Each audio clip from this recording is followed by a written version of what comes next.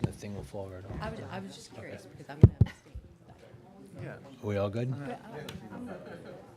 should come up there? All right, ladies and gentlemen, we're going to get started. Members of the board, Dr. Champ, cabinet, and community, we are here today to celebrate the accomplishments of our spring athletes. We had an absolutely stellar spring season. We had over 500 7th through 12th graders participate on 25 teams, so quite accomplishment into itself. We're going to celebrate today different teams. We're going to celebrate students that were awarded postseason recognition. We are going to move at a quick pace. It's a very busy time of year. If anybody attended in the fall or winter, we were about 150 attendees. We knew what we were up against today, so we really appreciate you all coming out. Thank you so much. Some quick highlights before we dive in, not to do with the spring, but worth noting, kind of tied to some district goals and department goals. This year we piloted the Student Athletic Advisory Committee, which was an opportunity for our students to lead the athletic experience. We're going to be continuing with that next year. So any underclassmen that are interested in participating, please reach out. And also tonight's model, which again is our third time this season, the superintendent's recognition for each season's sport. So just kind of pushing and highlighting academics and leadership opportunities for our student athletes. As I said, with 570 was the exact registered number of student athletes this spring. We are clearly an athletic community. As such, we decided on the hottest day of the year to stop the elevator from working and challenge you all to come in a CrossFit type style up the stairs. So thank you for making it. But without further ado, we'll dive in. Tonight's first slide.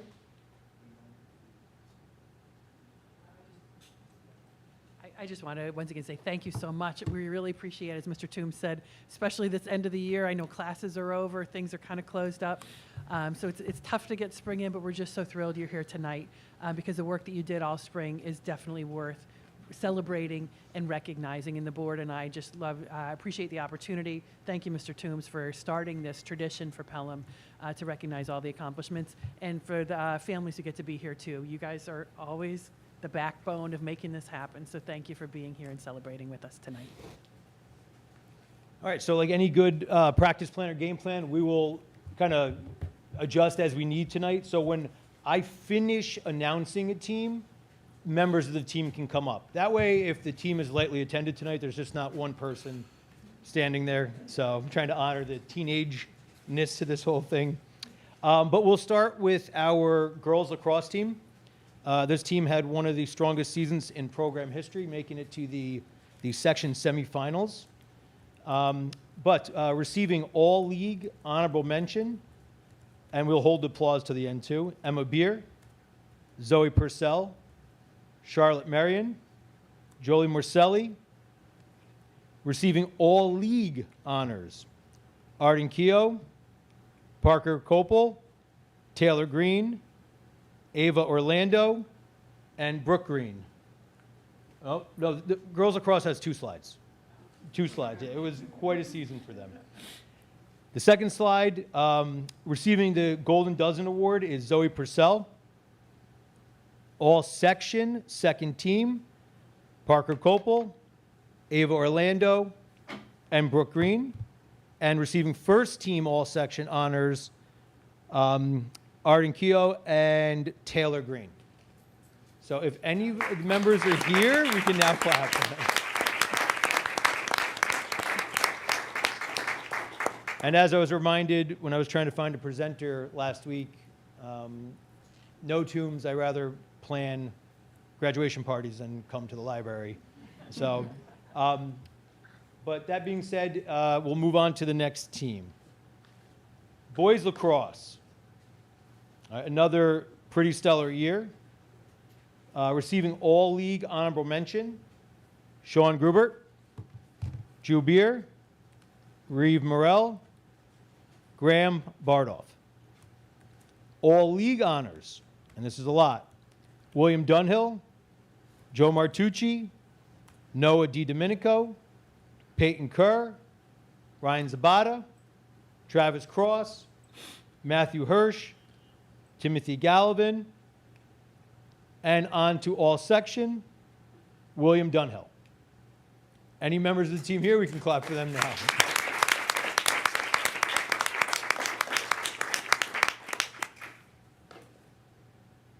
All right, moving on to our baseball team. All League honorable mention, Jonathan Starvado. All League, Owen Duffy, Maxwell Middleton, Benjamin Pollock, Spencer Polsky, Gavin Keating. League Pitcher of the Year, Gavin Keating. All Section honorable mention, Spencer Polsky. All Section, Gavin Keating. And Diamond 9, Owen Duffy.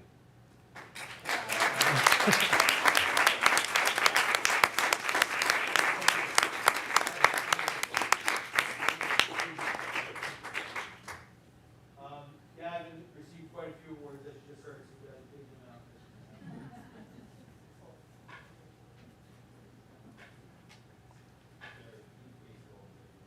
That is your All League.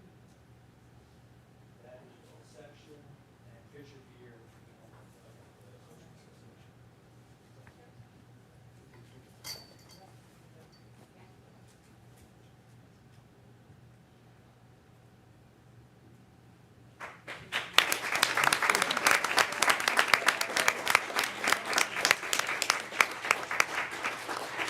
Yeah, we heard Gavin's name quite a few times there, and more to come from Gavin.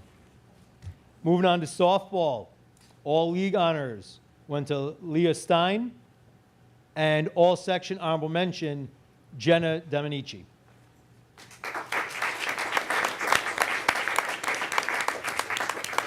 All right, over to the court for boys tennis.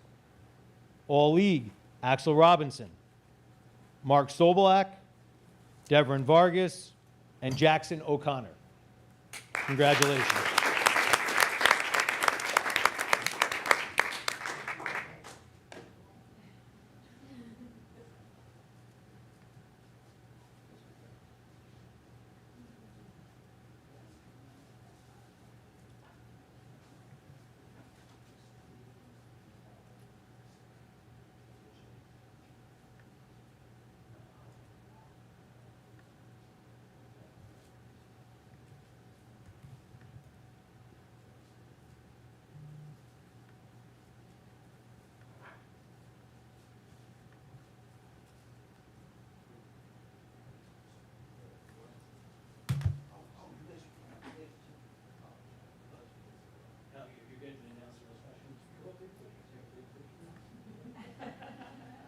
Here, come over here, buddy.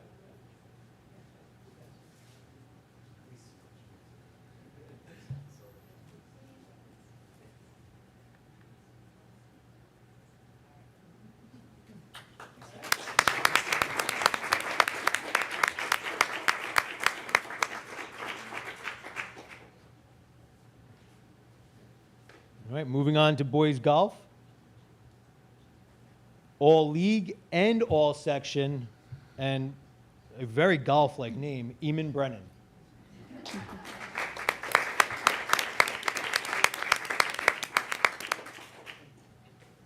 All right, track and field. All league honorable mention, Serafina Lavalley, Sadie Ashlock, Riley Schindler, Caroline Mingy, George Negrin, Elliot Levine. All league, Emmanuel Ido, George Negrin, Madeline Prisco, and Clark Logan. Any of you here, come on up.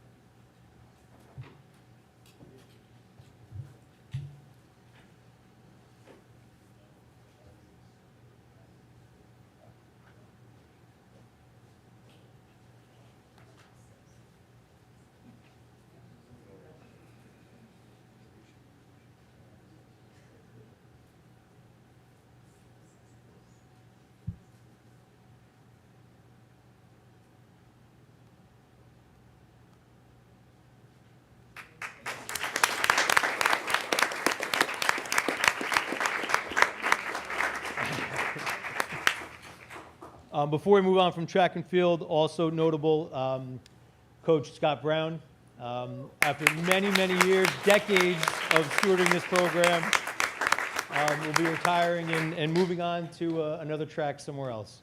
But thank you for all the wonderful years. It's been a pleasure getting to work with you. Thank you.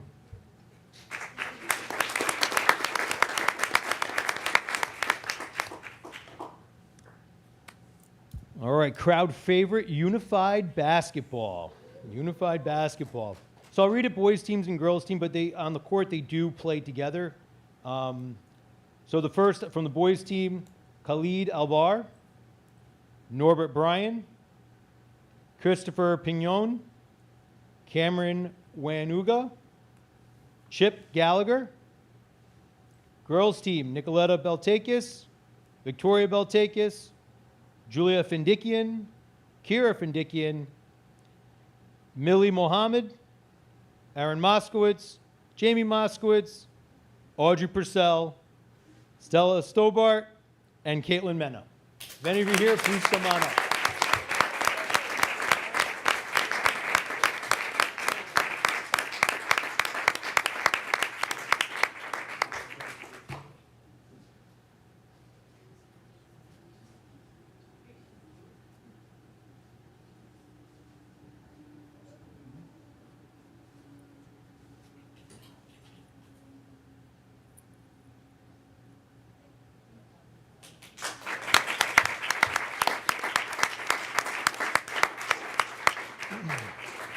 And for those of you that are wondering, basketball is typically a winter sport. Unified athletics, so they're done in collaboration with Special Olympics and the school districts, and they are some of our most attended games and our most energetic games of the year. It's a wonderful cross-section student body and like a joint effort. So I got to say congratulations to the team again, and also the two coaches, Mike Salazzo and Steve Beltakis, for all their hard work.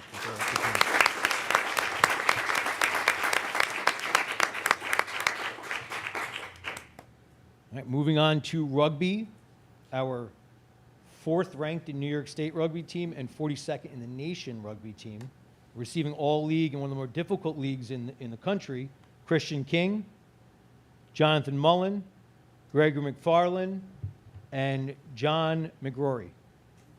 Any rugby players with us today? All righty. So we're going to move away from our teams at this point, and we're going to celebrate some off-the-field accomplishments, which, as we said in the beginning, we really do highlight the academic elements, the leadership, sportsmanship elements of our athletic program. We had 2 students this year that were nominated for the New York State Public High School all-sportsmanship team. This is a really coveted award to win, so just to even be nominated is quite an accomplishment into itself. And from the softball team is Viviana Wright, and from boys tennis is Manu Nake. So congratulations to both of them.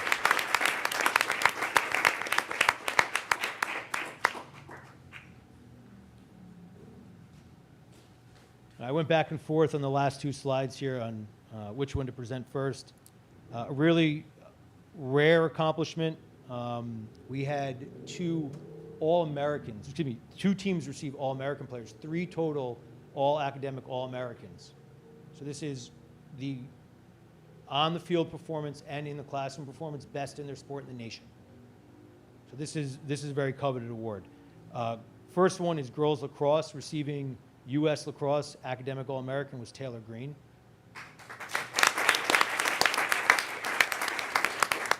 And on the boys' side, also receiving All-American academic honors was Joe Martucci and Noah DiDomenico.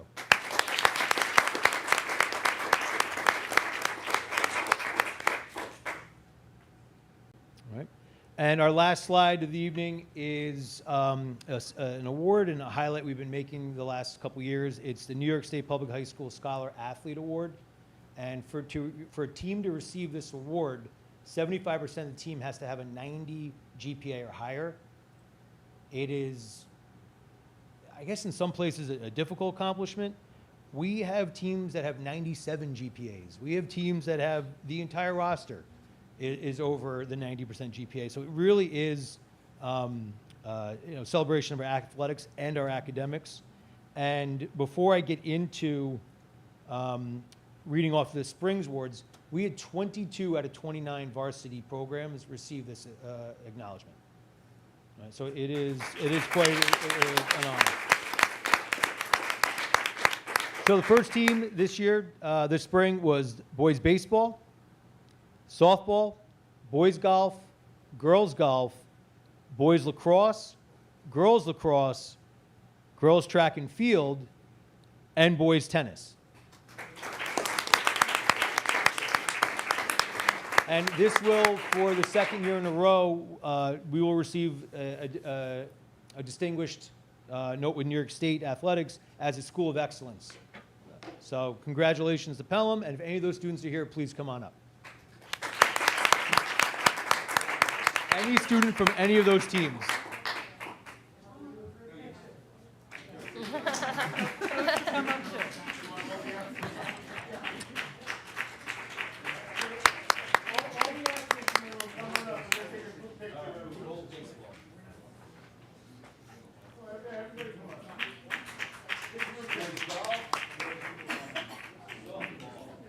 Girls golf. Boys lacrosse. Track and field. Tennis.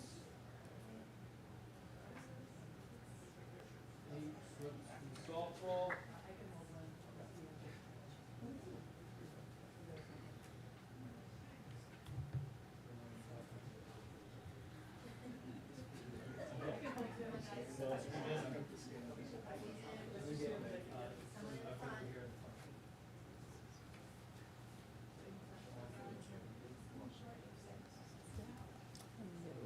Very much.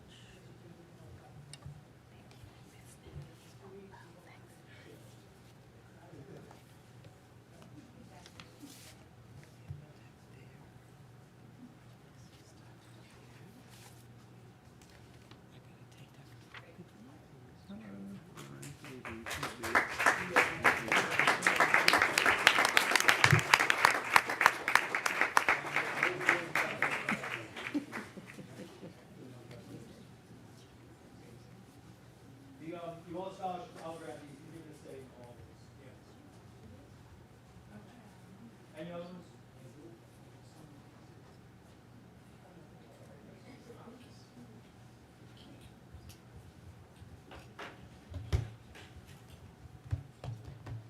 All right, thank you everyone for coming. Thank you, board, and Dr. Champ for allowing us to do this. And everyone have a wonderful night. Thank you.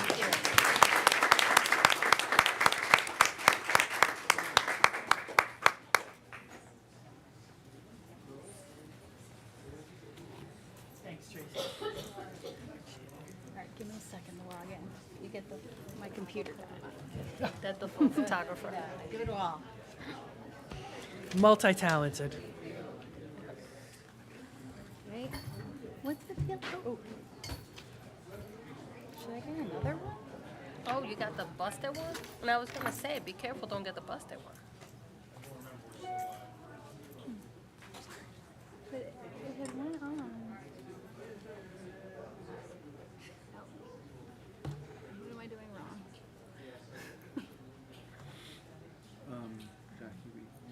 Jackie, Yeah, I know who it is. I know. And what they're talking about. Oh, okay. I saw her at exercise class. Oh. Yeah. Oh.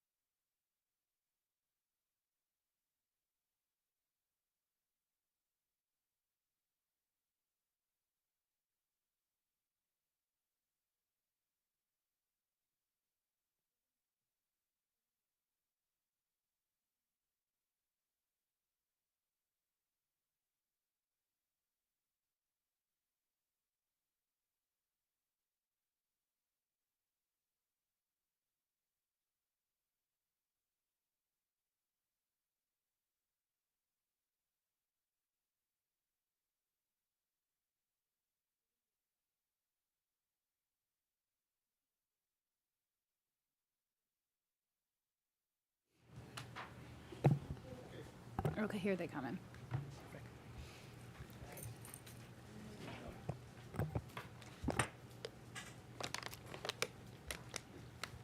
We're good?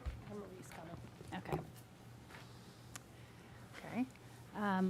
Hello, welcome to the Board of Education meeting of June 25th, 2025. Let's rise for the Pledge of Allegiance.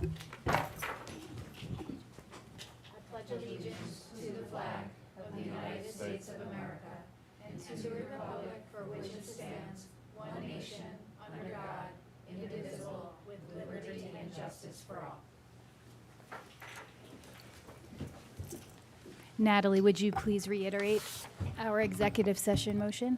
Yes, we met in executive session to discuss the employment history of a particular individual. Thank you. I want to start off by congratulating all Pelham students and their families on completion of the 2024-2025 school year. Please have a wonderful summer. And of course, a special congratulations goes to the Pelham Memorial High School class of 2025.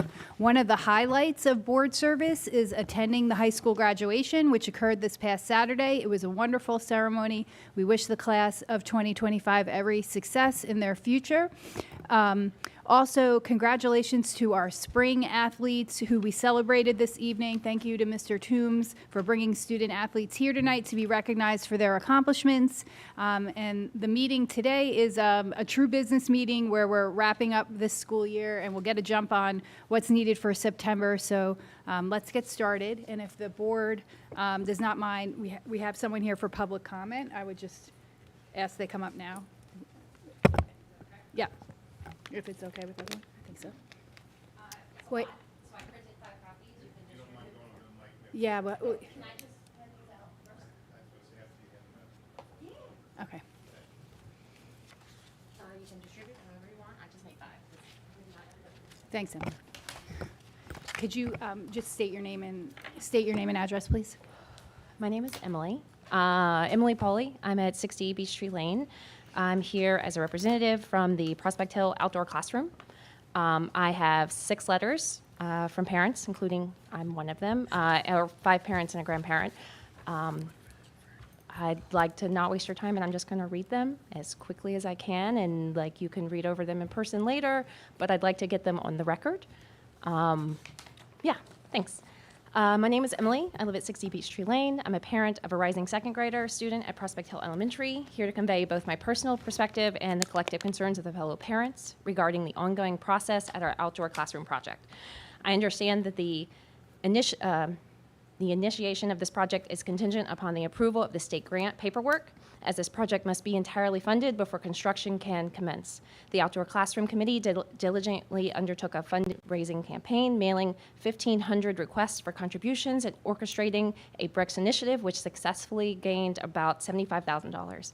We are frequently approached by parents, students, teachers, grandparents, aunts, uncles, friends, and neighbors inquiring about the status of this outdoor classroom. While I acknowledge the common expectation that a funded project will happen instantaneously, we have consistently set a realistic timeline, about a year. My concerns arise from a meeting held with the district representative on Friday, March 21st. All paperwork and applications were submitted to the district in the fall. The Outdoor Classroom Committee was not authorized to submit these directly to the state. The school has to do it themselves. Following a period of difficulty in eliciting response and delays within the initial submission to the state, we requested this meeting to obtain an update. During the meeting, we received explicit assurances that the district was actively managing the process, that they were solely awaiting the approval of the grant application, that no further action was required on our part. We were informed that we could trust the district as the designated point person on this grant to advance the project, assuming no delays originated from the state. I conveyed my assurances to colleagues, affirming my belief in the district's stated commitment and expertise. However, the most recent PTA meeting on June 10th, during the outdoor classroom update, it was revealed that an email sent to the state, dispatched at the end of March, just after that earlier mentioned meeting, had remained unanswered in an inbox for 2 months. This contradicts the prior assurances. I wish to underscore to the board that Prospect Hill Elementary School and the many contributors are keenly anticipating the outdoor classroom. We bear an obligation to either deliver the outdoor classroom timely as promised or refund the contributions received. More importantly, prolonged delays in this project will lead to increased costs. I know the district is overwhelmed with the bond proposition, but hope that going forward there is a dedicated person to review the far and few in between emails from the state so there are no more delays. Stephanie Royce gave me this letter. She resides at 1016 Clay Avenue. I'm speaking tonight on behalf of Stephanie Royce, a concerned member of the community and an advocate of Prospect Hill Outdoor Classroom Project. It's deeply disappointing that more than 6 months after this proposal was submitted to the district, we are still waiting for the meaningful progress. The delay is not simply the result of unavoidable circumstances. It stems from a pattern of miscommunication and inaction. In some cases, emails were unanswered for nearly 2 months. That's not a major oversight. It's a failure to prioritize a project that reflects the values and aspirations of our school community. The outdoor classroom is not a luxury or a side project. It is a thoughtfully designated initiative that supports hands-on outdoor learning, encourages student engagement, and aligns with current best practices in education and wellness. Our teachers, family, and children deserve better than months of silence and delays with no accountability. What we are asking for is simple: timely communication, a clear timeline, a plan of action. We understand that challenges can arise, but when we do, we expect transparency and a willingness to collaborate, not stonewall or radio silence. We want to work with the district, not against it, but in order to move forward, we need to know that our voices are being heard and that our efforts are being taken seriously. I respectfully ask the board to address the current status of the project at Prospect Hill, provide a timeline for next steps, and share how the district plans to prevent similar breakdowns in communication going forward. Thank you for your time and for your commitment to our schools. We hope to see renewed urgency and cooperation in this matter because our students deserve nothing less. This is Alyssa and Matthew Bernstein. They're on that loop that's over by the school. I can look up their address if you want. I know where it is. They didn't write it down, and I don't know off the top of my head. Along with many Prospect Hill families, we donated to the Outdoor Classroom Project as we feel it would be a wonderful resource and educational space for the Prospect Hill students and Pelham community. While recognizing the classroom would benefit future generations, like many families, we hope our children would be able to enjoy it as well. For us and many parents, this project is time sensitive. If we hope to gain any benefit from the project, we help fund. We made the donation as parents of kindergarten and pre-K students. We are now in the parents of future first and second graders, and the project feels no closer to completion. Not due to any community involvement, who once again were counted on to donate their money to benefit the school, meeting the fundraising goals quickly, nor due to the outdoor committee, who had submitted all necessary paperwork and applications in a timely manner. The delays are due to an inaction on the district in moving the project forward. To find out that staff member who is responsible for the processing the grant information has missed critical emails is unresponsive to the outdoor committee, and the cause of the delay is unacceptable. The handling of this matter by the district has weakened our trust in their ability to handle projects for our school. If a project of this size cannot be managed and deadlines cannot be met, what does that say about the larger issues facing the district? Sorry, I'm still nervous. The Pelham community has done their part and delivered what asked of them. Now it's time for the district to do the same. Sorry, I'm going as fast as I can because this is from Sally Guerin. I don't know exactly where she is, but it's in an email she sent me, so if you need that, I can get that for you as well. 1 year ago, the Prospect Hill Elementary community came together in an extraordinary show of support at the Trot for Trees event, raising more than $67,000 for the creation of an outdoor classroom. Families, teachers, friends, and neighbors all contributed generously, including both sets of grandparents from my own family. We all had a common goal of enriching our students' education through outdoor learning. But now, a full year later, I find myself having no explanation to both sets of grandparents that nothing has happened. No ground has been broken, no timeline has been shared, no updates have been provided. It is disappointing, disheartening, and frankly hard to justify to those who gave so willingly to support our school. I know the Outdoor Classroom Committee has continued to work hard, advocating persistently and doing everything in their power to move this project forward. Unfortunately, it appears the effort has stalled once it reached the district level. Whether the delay is due to red tape, shifting priorities, or oversight, the end result is the same. Our children are missing out on a meaningful opportunity. My daughter is now a rising fifth grader. When we donated this project, we hoped she and her classmates would benefit directly. At this rate, she may never see it completed. That is a real loss, not just for our family, but for every student, teacher, and donor who believed in this initiative. I respectfully urge you to prioritize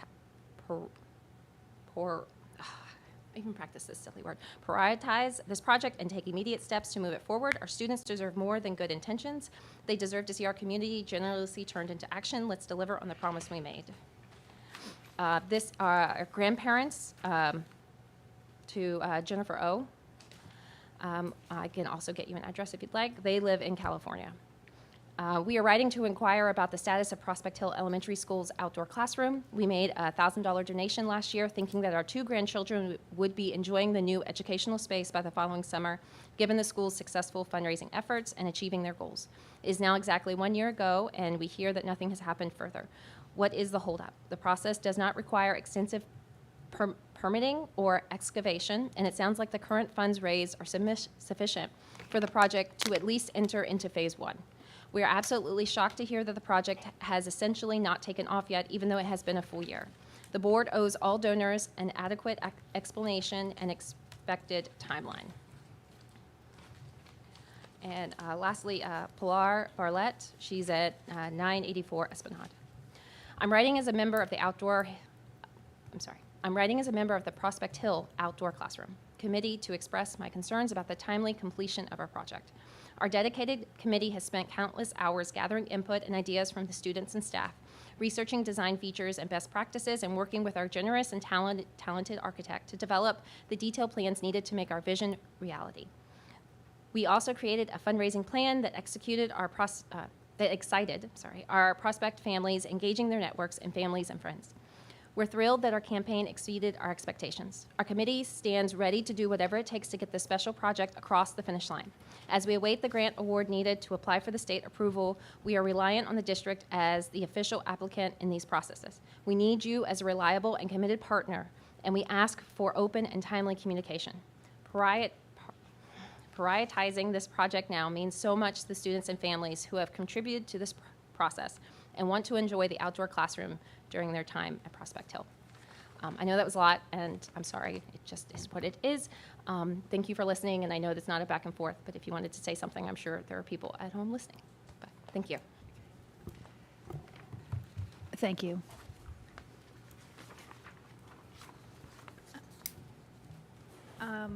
One thing is these letters are addressed to the Board of Education and members of the district.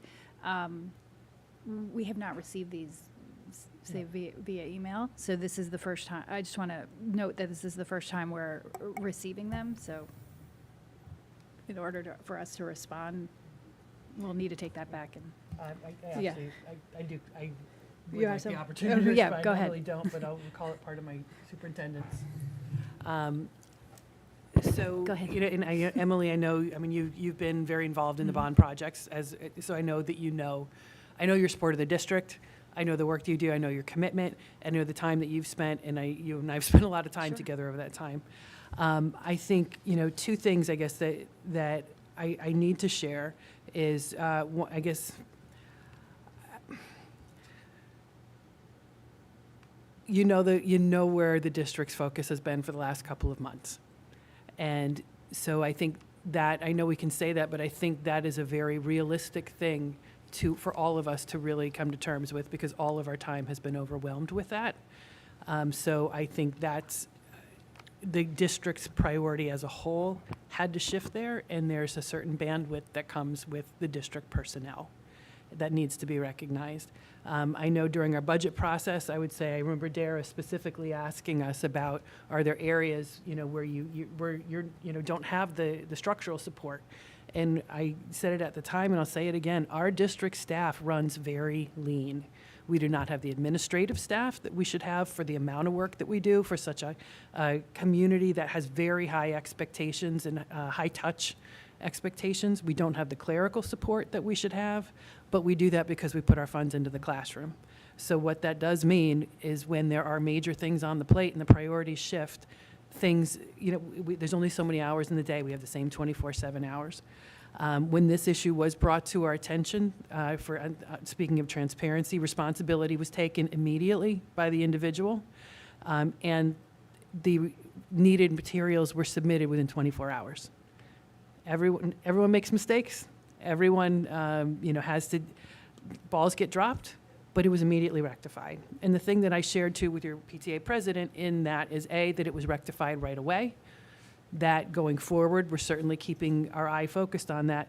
But also in the last couple of months, state ed department has gotten fully staffed. So what was taking 3, 6, 8, 10 months a couple months ago is now taking a matter of weeks. So the concern about 2 months having been lost in response is not going to set the project any farther behind than it was had that been addressed right away. So, that, I don't know if that was passed on as part of the meeting. I don't know if it was passed on that accountability was taken and that it was immediately rectified, because I don't think it's fair if those things were not passed on. But I think it's important to note that there's a lot going on in the district. There's 6 buildings. We do our best to keep all the balls in the air, and we've had a significant district project that we have all been putting our attention on.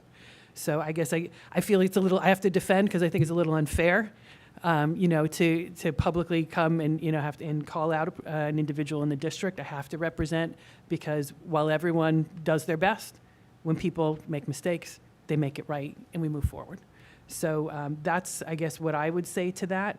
And the other thing I would say, now that we know what the projects have passed, it's an even better, it has positioned us even better to coordinate the work of the outdoor classroom with the infrastructure and roofing projects that have to go on at Prospect Hill in a way that's not going to ruin anything.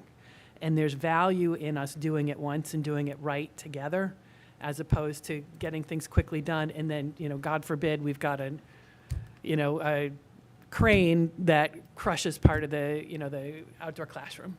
So, certainly we didn't wait for that purpose, but it gives us an opportunity to make sure that everything is done well and done right there. So I appreciate everyone's patience, message received, but also, we're, now that things have gotten past the vote, now we're moving into the next phase of things, and now is when we can regroup and make sure that we're moving everything forward that needs to be moved forward.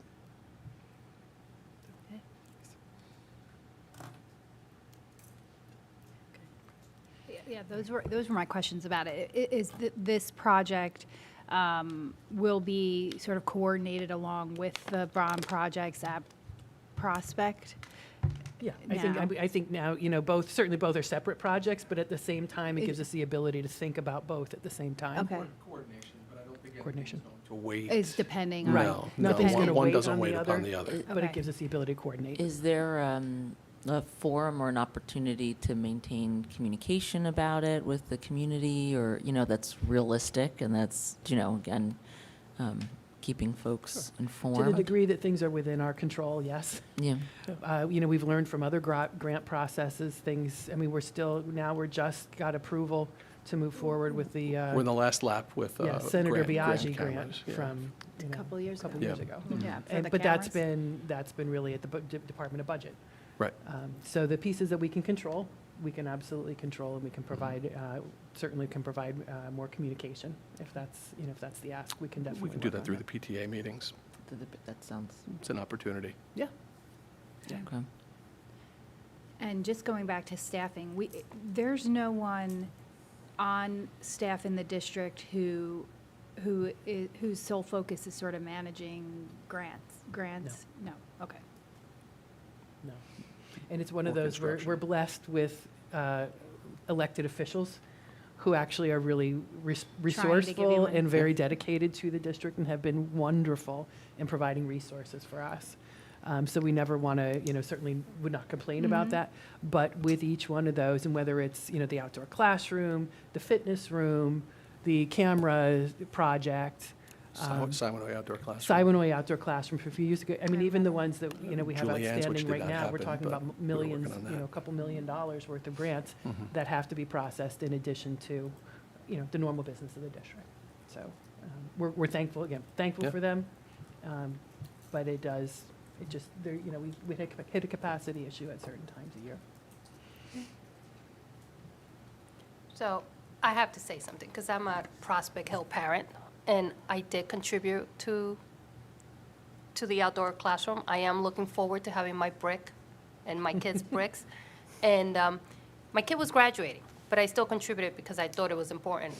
I do think this is a long-term, so I understand a lot of parents are upset because their kids are not enjoying it, but if you remain in the neighborhood, my goal is to go visit and have my kids go visit and enjoy that classroom because it is open. My kids right now are cleaning up the Simonway Outdoor Classroom for volunteer this assignment this week, so I do think people will still enjoy it even when they graduate Prospect, because kids do go back to their schools and they do visit and they do enjoy the swings over the summer. So I hope parents don't lose sight that it'll be there and they could, while not enjoying during the classroom setting, but they could certainly enjoy it after they graduate as just something as a family that could do together. So I hope to see them there once it is built. We could all sit around and look at our bricks. Yeah. But I do thank you for coming. Yeah, thank you for coming. Thank you for responding. I think it's more so wanted it on the record, right? Like there was some frustration, and I'm a big proponent of like, let's just talk about it, and like let no skeletons in the closet, right? Type thing. And I'm not picking on anyone. I think I 100% agree that the bond is an issue and that you guys are working at a bare bones staff. And I understand that. And I personally am one of those people who are most of the time on top of my stuff, and no one's waiting on me because that's just my personality. And I think we have a lot of people at Prospect Hill who are like A gamers, and a lot of parents who have time and energy, who have put into this, and they're really excited about it. And we just don't want to lose that, I guess. And that's I hope the letters don't come off as accusatory, but more so, this happened, let's not let it happen again. That is my intention, at least from my letter, is that this bad thing happened or whatever. And like, we just want to make sure that if we need more support staff, then we need more support staff, right? Like maybe Dr. Carr can be a point person, right? Like maybe we have somebody else who is closer and closer to the bottom, who has a little bit more free time, maybe. I don't know. I'm not in charge. I just, thank you. Thank you. Thank you. Thank you. Appreciate Thank it. you.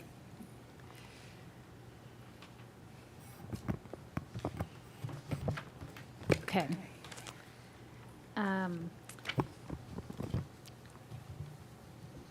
We can move to the superintendent's year-end report. Great, thank you. Thank All you. right, I'm going to transition over to the computer so I can navigate through the website.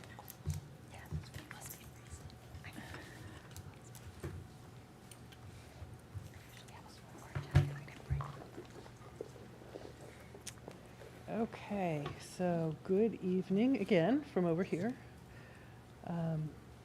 Tonight, I just wanted to provide a brief update on year end. We are actually meeting next week with our administrative team for 2 days of offsite retreat. And at that retreat, we're going to be able to really dig more deeply into celebrating the work that was completed this year, as well as then charting the course for next year. So I'm going to give just a quick overview, tonight of some updates since the mid-year report. You'll remember at the mid-year I used the dashboard, so I thought that seemed to work pretty well last time. So we'll go back there and just provide some updates through that vehicle.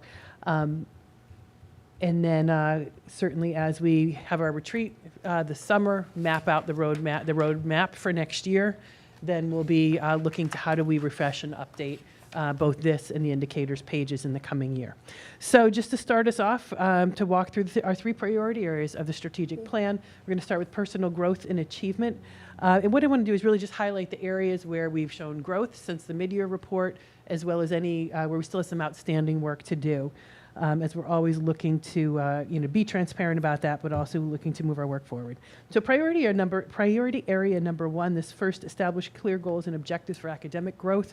We were able to push all of those indicators up to 100%. We accomplished what we had set out to do this year. The big piece there that has moved forward since mid-year was our MTSS framework.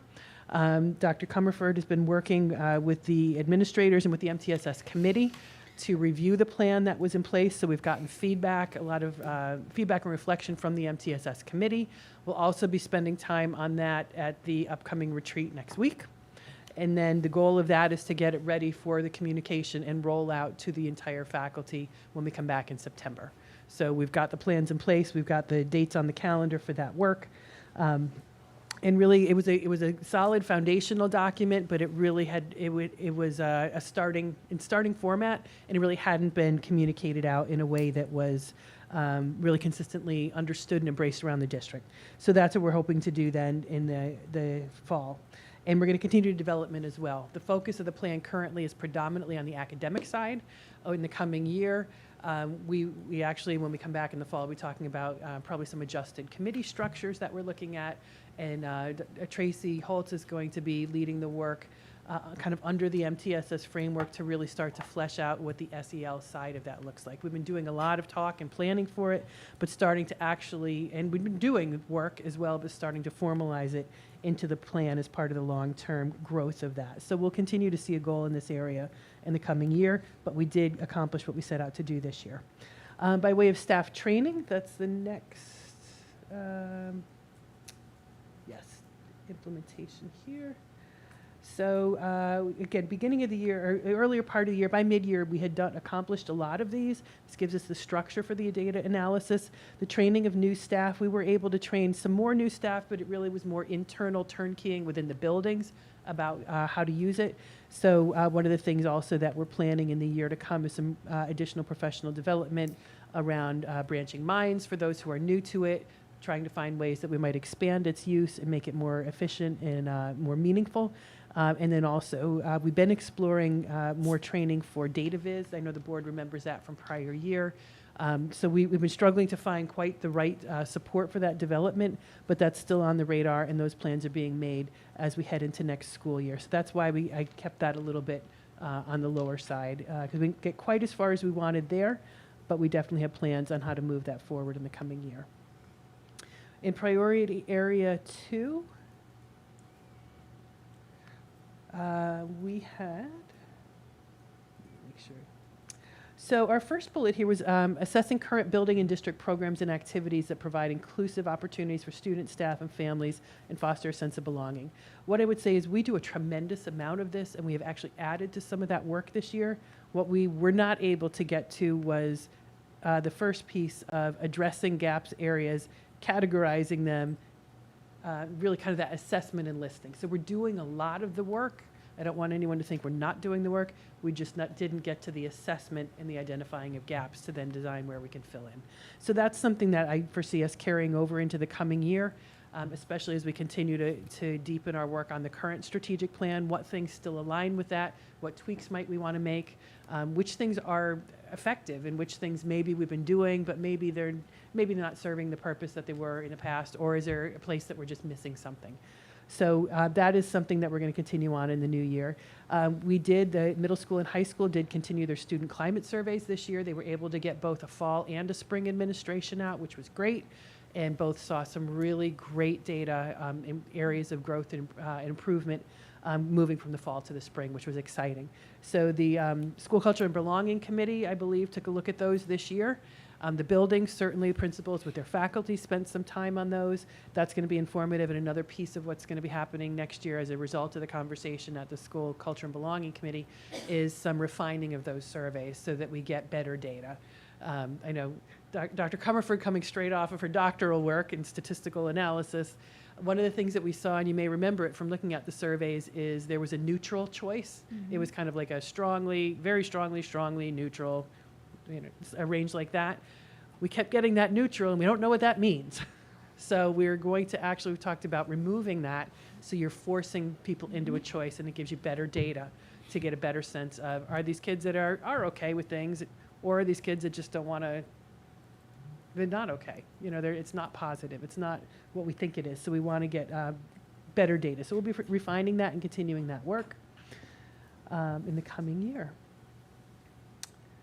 This area, promoting inclusivity and sense of belonging, we felt that we continue, again, as I said, we've been doing a lot of events, continued to deepen our responsive classroom work this year through a newly designed coaching model that Ms. Holtz has talked to us about. And that's been very successful and continue to move the work forward. And of course, continuing to support student-led initiatives. And I know the principals each year revise and refine which clubs they want to run. So that work all did occur this year.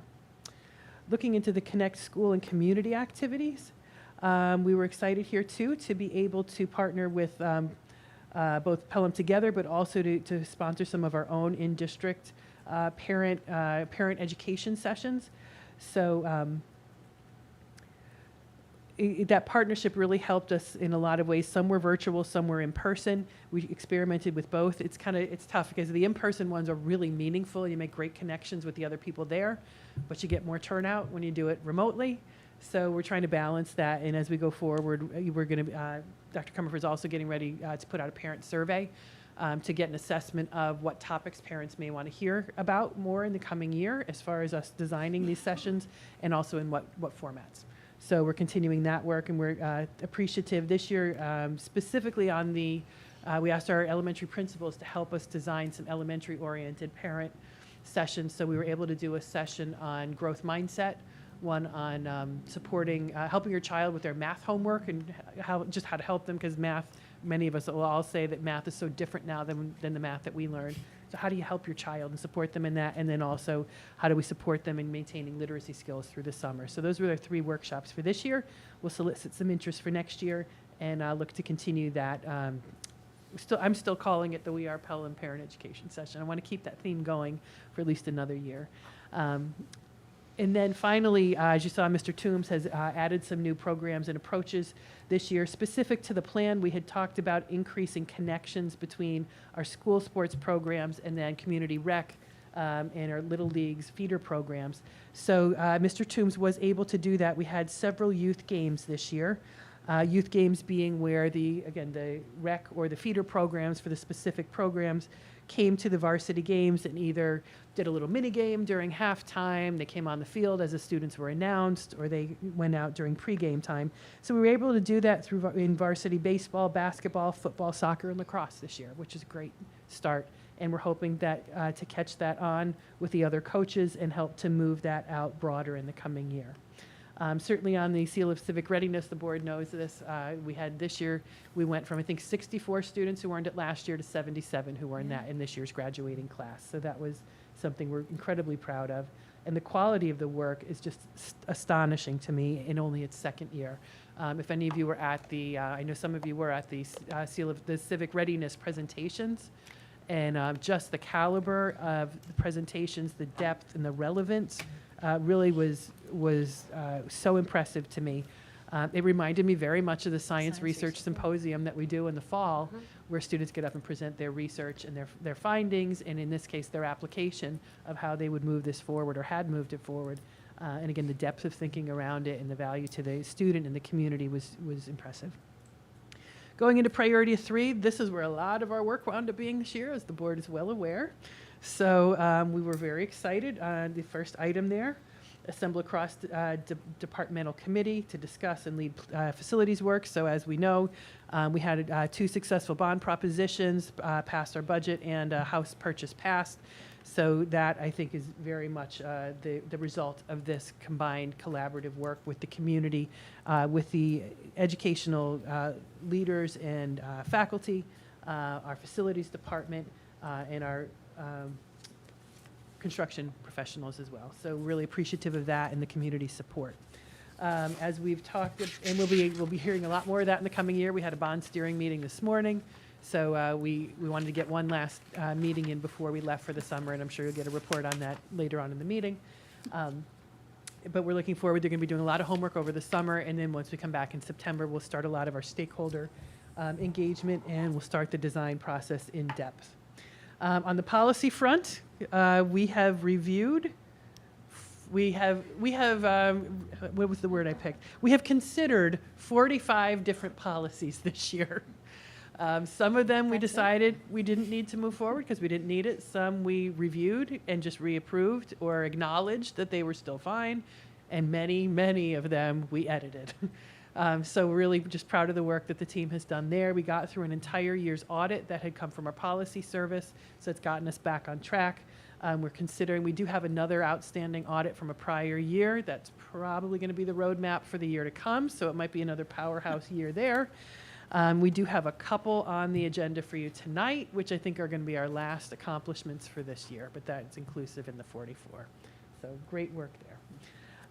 The next item was analyzing master schedules and room utilization to identify efficiencies and opportunities to create more peer-to-peer interactions. So, with this one, I look back to to the scheduling of 7th period lunch, that was very successful this year. Not 100% because it was our first time through, but I know as the scheduling team at the high school was doing their work this year, they were working harder to get even more students scheduled into that 7th period lunch as a way to use our ability to structure time to help accommodate for some of our shortages in space. I know we had a wonderfully successful grant from the PEF for Dr. Titone and the work that she did to build some space out in the courtyard, ping pong tables, Adirondack chairs. Those simple things, I know we keep talking about these simple little things, they do bring kids together. So I'm proud of them for the work that they did and the ideas that brought forward and the work that will accomplish. We are certainly disappointed that the high school project did not pass. That would have given us really a beautiful space. And I'm going to say it, I don't know if the kids are watching, but I hope that, I really hope our students do not see this as a sign of lack of support for them. I think this is a big financial ask for the community, and it's something that we're going to continue to talk about and think about because it's still an important thing for the board and for myself, that our students have a place that they can congregate and they can call their own. So not now just means not yet, doesn't mean never. So with that, certainly we're going to continue to work on the 7th period lunch. We're going to continue to look for ways in the coming year to connect students. And I think what I would say is, and this goes really to the last item on there and why I gave us a 90, establishing procedures to help with connection. This year we did implement the calculator holders for phones. That was a step in the right direction. And while it may not have been perfect, it really did change a lot of dynamics in a lot of classrooms. It really eliminated a lot of distraction and a lot of distraction and off task. And you heard that from Mr. Llewellyn at our last meeting, and I just want to reiterate that. So while that's not our ultimate solution, I think that was a success this year in implementing new practices and procedures to start to shift the culture. And I think we all knew a year ago when we sat here that was a step towards where we would ultimately go. Whether it was our decision or the governor's decision, we knew that we were heading down a certain path. And so at this point, I gave us 90% because we have not implemented the fully phone-free plan yet. But we do have that plan being finalized. Mr. Llewellyn has a communication. I can't remember if it went out or it's going out. A communication ready to go out to parents about that and to students so that folks know when they come back next year that it's going to be a very different environment. So Jim and I were just talking about lockers, phone lockers, all that right on the way in today. So the wheels are in motion, and we're going to be ready to hit that 100% as far as the digital device, being away for the day. And we're going to continue to find ways to help students connect. And I think that covers that one. Let me see if I had anything else from my note. Oh, the other thing I wanted to highlight this year, and it speaks to the routines and events across schools to maximize peer interactions. One of the other things we're really proud of this year is the We Are Pelham, especially the 5th grade efforts, the things that we did this year to strengthen the ties of our 5th graders with one another across the schools, and all in preparation for their transition to middle school. So you remember that We Are Pelham event that was, again, sponsored by the supported by the PEF. Our school culture coaches worked collaboratively to plan and to facilitate that at Hutchinson School, brought all 5 schools together. We also had middle school students and high school students come down to be peer mentors and to work with each of the groups. And that was the start of what we hope is an annual event, and that expands not just once, but maybe a couple of times for each of the upper level grade levels over the next couple of years. And we still have funding from the PEF to support that expansion. In addition, this year, we always look at our field trips. Dr. Comerford's in the process of reviewing that too with the principals, getting feedback from teachers. One of the things, the piece of feedback we got last year, not this school, but the prior year, is 5th grade had gone to Boundless Adventures. What they discovered is they could not do it as a big whole class together. There was just not enough space. So that feedback came to us. So this year, the 5th grade collectively decided to go to Chelsea Piers in Connecticut. Whole grade level, district-wide, went at the same time, and really, really positive feedback from that trip. So that was another time for our 5th graders to be together with one another, intentionally mixed up into different groups, wearing their We Are Pelham t-shirts. We had that. We also had our annual field day at Glover Field. We did manage to get that in between the rain and the excessive heat. We somehow squeezed that in, which was a 3rd time that they were together, and thanks to the middle school, Miss Sabia and the crew here, who sponsored a 5th grade Friday Night Live as well. So our 5th graders had 4 different opportunities, grade level wise, to be together this year to help prepare for next year. And then, as you heard again at one of our earlier meetings, 2 meetings ago, that we're also have been in the planning process and ready to implement departmentalization for 5th grade. So again, to me, that also speaks to the strengthening peer-to-peer interactions across the grade level and across schools. So very proud of that work. And I think actually that kind of hit all the points that I wanted to hit in our year-end update. So I think I'll pause there and ask for questions, if you have any, or other celebrations that you want to offer. I just want to say I like this format. I think it's good. Okay. Good to know. Yeah, I know I always ask this question, but how often are we updating this dashboard? Is this the one, this is actually on the website? Yes. Yeah. Yeah. So this, the strategy section, I've updated it mid-year and now end of year. So twice? Yeah. So that's been updated twice. The indicators page is probably the other one you're thinking about. Right. And the challenge here, I updated like the Seal of Civic Readiness and the policies because we had those numbers. Yes. I think the challenge here is having the data, getting the data assembled and then Yeah. getting it inputted. So that's something we'll be talking about over the summer. And I think to the degree that we're able, part of it too is we want to think about, do we launch all that year's updated data at the same time so that you're basically looking at apples to apples of like an entire school year's output Right. data versus, having some from 23-24 still up there and some from 24-25 or 24-25 and 25-26 because we get the data at different times. That's the challenge. Like we have Regents results like today, but we don't Yeah. have the official Regents results for like another, for a little while. And then state assessment scores come in later in the summer. So that's some of the challenge is we don't have it as a nice, neat package when school's over. So. So, Dr. As a- Sorry. I was going to say, the district does such good work, right? When you're looking at it every couple of months and kind of taking a whole look at the year, right? Yeah. And it's hard to see when you're doing day in and day out because you're in the actual work. Yeah. But how do we do, I guess, getting this information out into our community? Because they're busy, I was just they're not thinking the same necessarily thing. looking, but many of parents are looking and preparing for next year. At least I am. I know my kids hate it because I'm already moving You're forward. already 3 months ahead. But how do we bring this information out so parents could take a look at the district, go to the website, and kind of know the CO Civic Readiness. What is that? My kids are in high school. Can they take the classes necessary to meet this? Because Yeah. it starts giving people kind of thoughts like, oh, I didn't know we did this many of whatever it is, or I didn't Right. know we score like this. So how do we put that out more into the community to really, for the district to be recognized for the work it does do? So I know when we launched the website and when we launched the strategic plan, I think we included in some of that communication, and then we did the mid-year update. I have to double check with Alex isn't here tonight, but I can double check with him. I think any time that when we update it, I think is a key point. And I know after we had I think it was a November data update on student academic outcomes from Dr. Comerford, I believe that's when we got this updated. So I think we can work to find key points in our Yeah. updating process that I think that would make sense to push it out, whether it's the mid-year, the end year, following that data. We want it to be we want it to be updated and ready to go, too, so that when we do push it out, that people have got really good, clean, as accurate and up-to-date info as possible. So that's something we can talk about over the summer too, is maybe map out a little bit more where those milestone points are and how we can communicate it out more.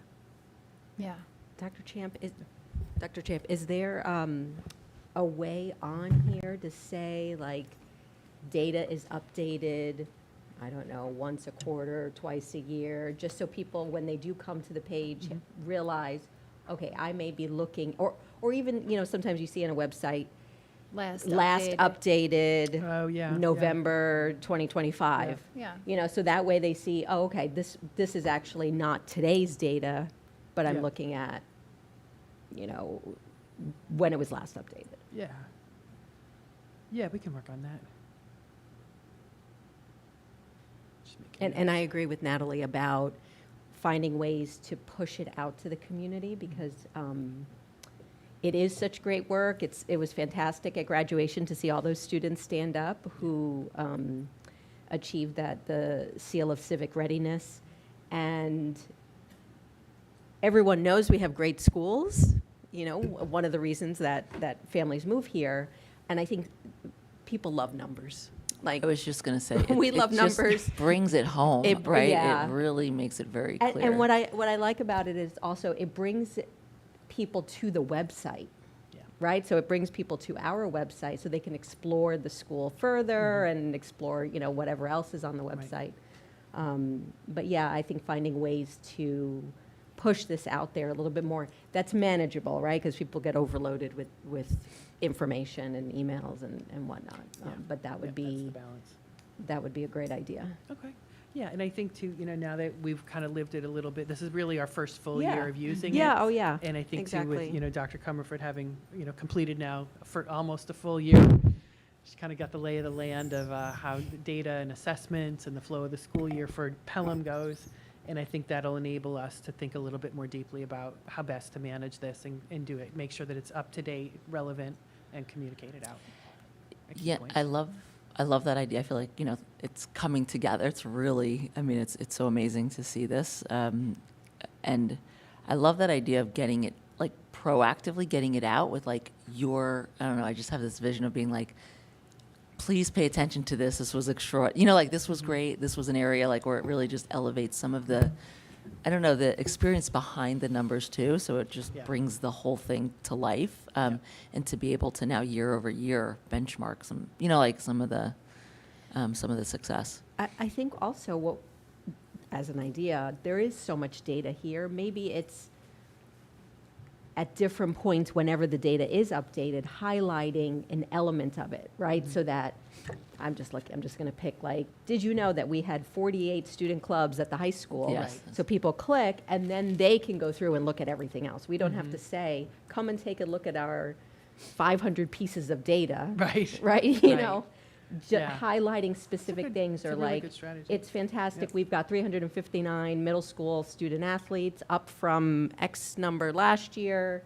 Check out more data like this on our website, that sort of thing. Yeah, no, I love that. And, look, it doesn't always have to be great information, too. Like, sometimes maybe there's something going on, right? Or it's like, want to elevate this. We're focusing on, like this area. Like, so it's celebratory, but also really engages folks to where we're at in each moment, quarterly or half a year or something like that. But And I love I'll it. just add to that, sort of the why behind, like why do we have so many clubs, and why is it important that a student is in at least one club, because it improves outcomes, like just I think people are interested in information like that. Yeah, tying it in then back Yeah. into the strategic plan and belonging in wellness and all that. I think that's it kind of like, Yeah, in your spare time. yeah.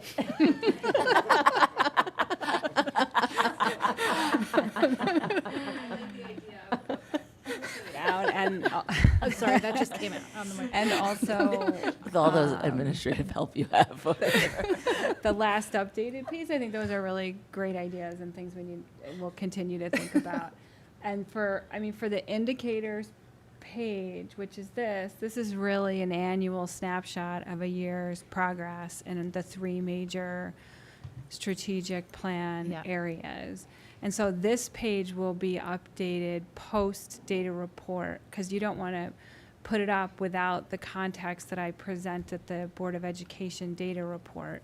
So, that's the thinking, but we can talk about if that works, is that this is an annual update, a large, broad overview of progress towards the strategic plan and the goals. So that page would be updated annually, probably around November, unless we choose something different. And then the strategy page, that's one that's updated at least 2 times a year, that says, okay, here are our major goals. What progress have we made since last? So that's a great place to say last updated. Both do, but this indicator page is, as it stands now, is really an annual snapshot of a year's progress. And so we can talk about how else we want that to look. Yeah. Thank you. Yeah, Catherine. I also really like the format. I appreciate that. Sorry. But my question, I have a question or comment, I guess, about going back to the climate surveys and when you're thinking about how we're going to redo them. Currently, we have the 5-point Likert scale, right, which gives us really great quantitative data. But for me, I find like the best surveys have a mix of both quantitative and qualitative. So when we're thinking about revamping these surveys, I would hope or maybe like to see a consideration for adding like a qualitative component so that maybe somebody who would want to add a little bit to like a question could, and that could provide us really good data and also allow for follow-up if there's needs like clarity that needs to happen. So maybe just ask for consideration of that when we're redoing those surveys. Thanks. Agree with Vic's methods. Great way to go.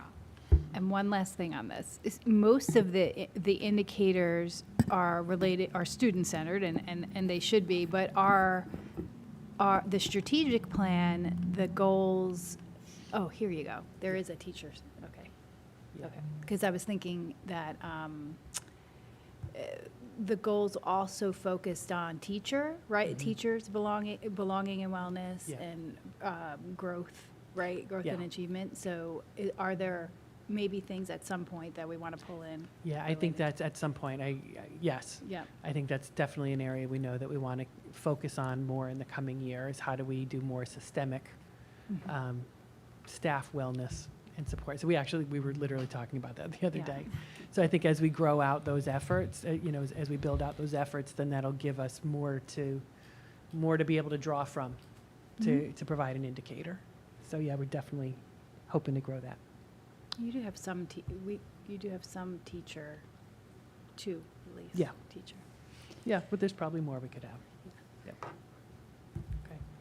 All right, well, thank you. It's been I gotta just once again say thanks to the cabinet for all the great work they've done this year. Yes, thank you. It's been a huge team effort, and it's been a wonderful team to work with. Mhm. So, we'll say that. Great. Thank you, Dr. Champ. I did want to talk about calendar dates. I don't know Oh, if you yeah. want to do that now, or we could do that in new business. Sure. We'll do, why don't we, since we started, I already took up time. Before we move on to the committee reports, let's talk about So calendar dates. Yeah, so sorry to have to take a few minutes to do Yeah. some basic business here. But we do need to find some common dates for the summer. And I know, thanks, the board was able to share some in advance, but we're still looking for a couple dates. We really need, we got some business we'll likely need to squeeze in next week. We have set our July 15th reorg meeting. That one we set a while ago, so that's the done deal. But we're probably also then going to need to find we're going to say maybe an early August date. Nail down our late August, end of summer board meeting, building tour evening, but then also need maybe a little, like week of August 18th, somewhere in there, or a couple the week of August 4th for retreat and any other business we may need to do.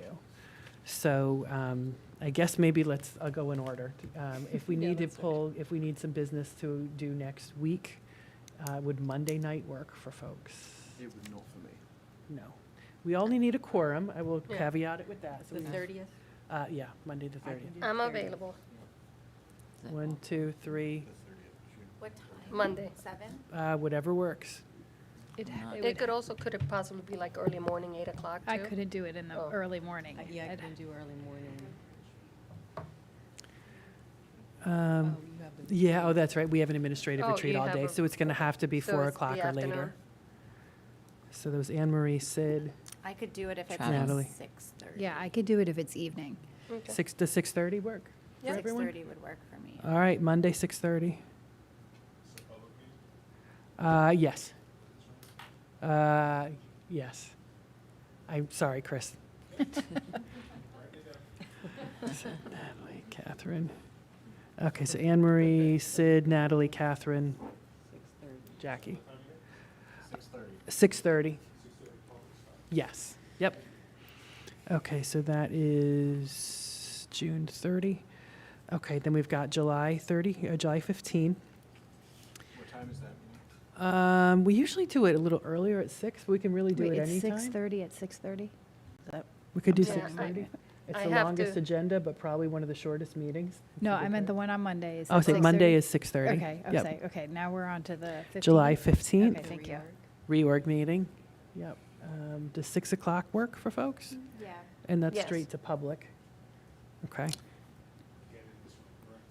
Yes, again in this room. Just to note, yeah, I'll be traveling until, Okay. for 2 weeks. July 15th, 6 o'clock. Yeah.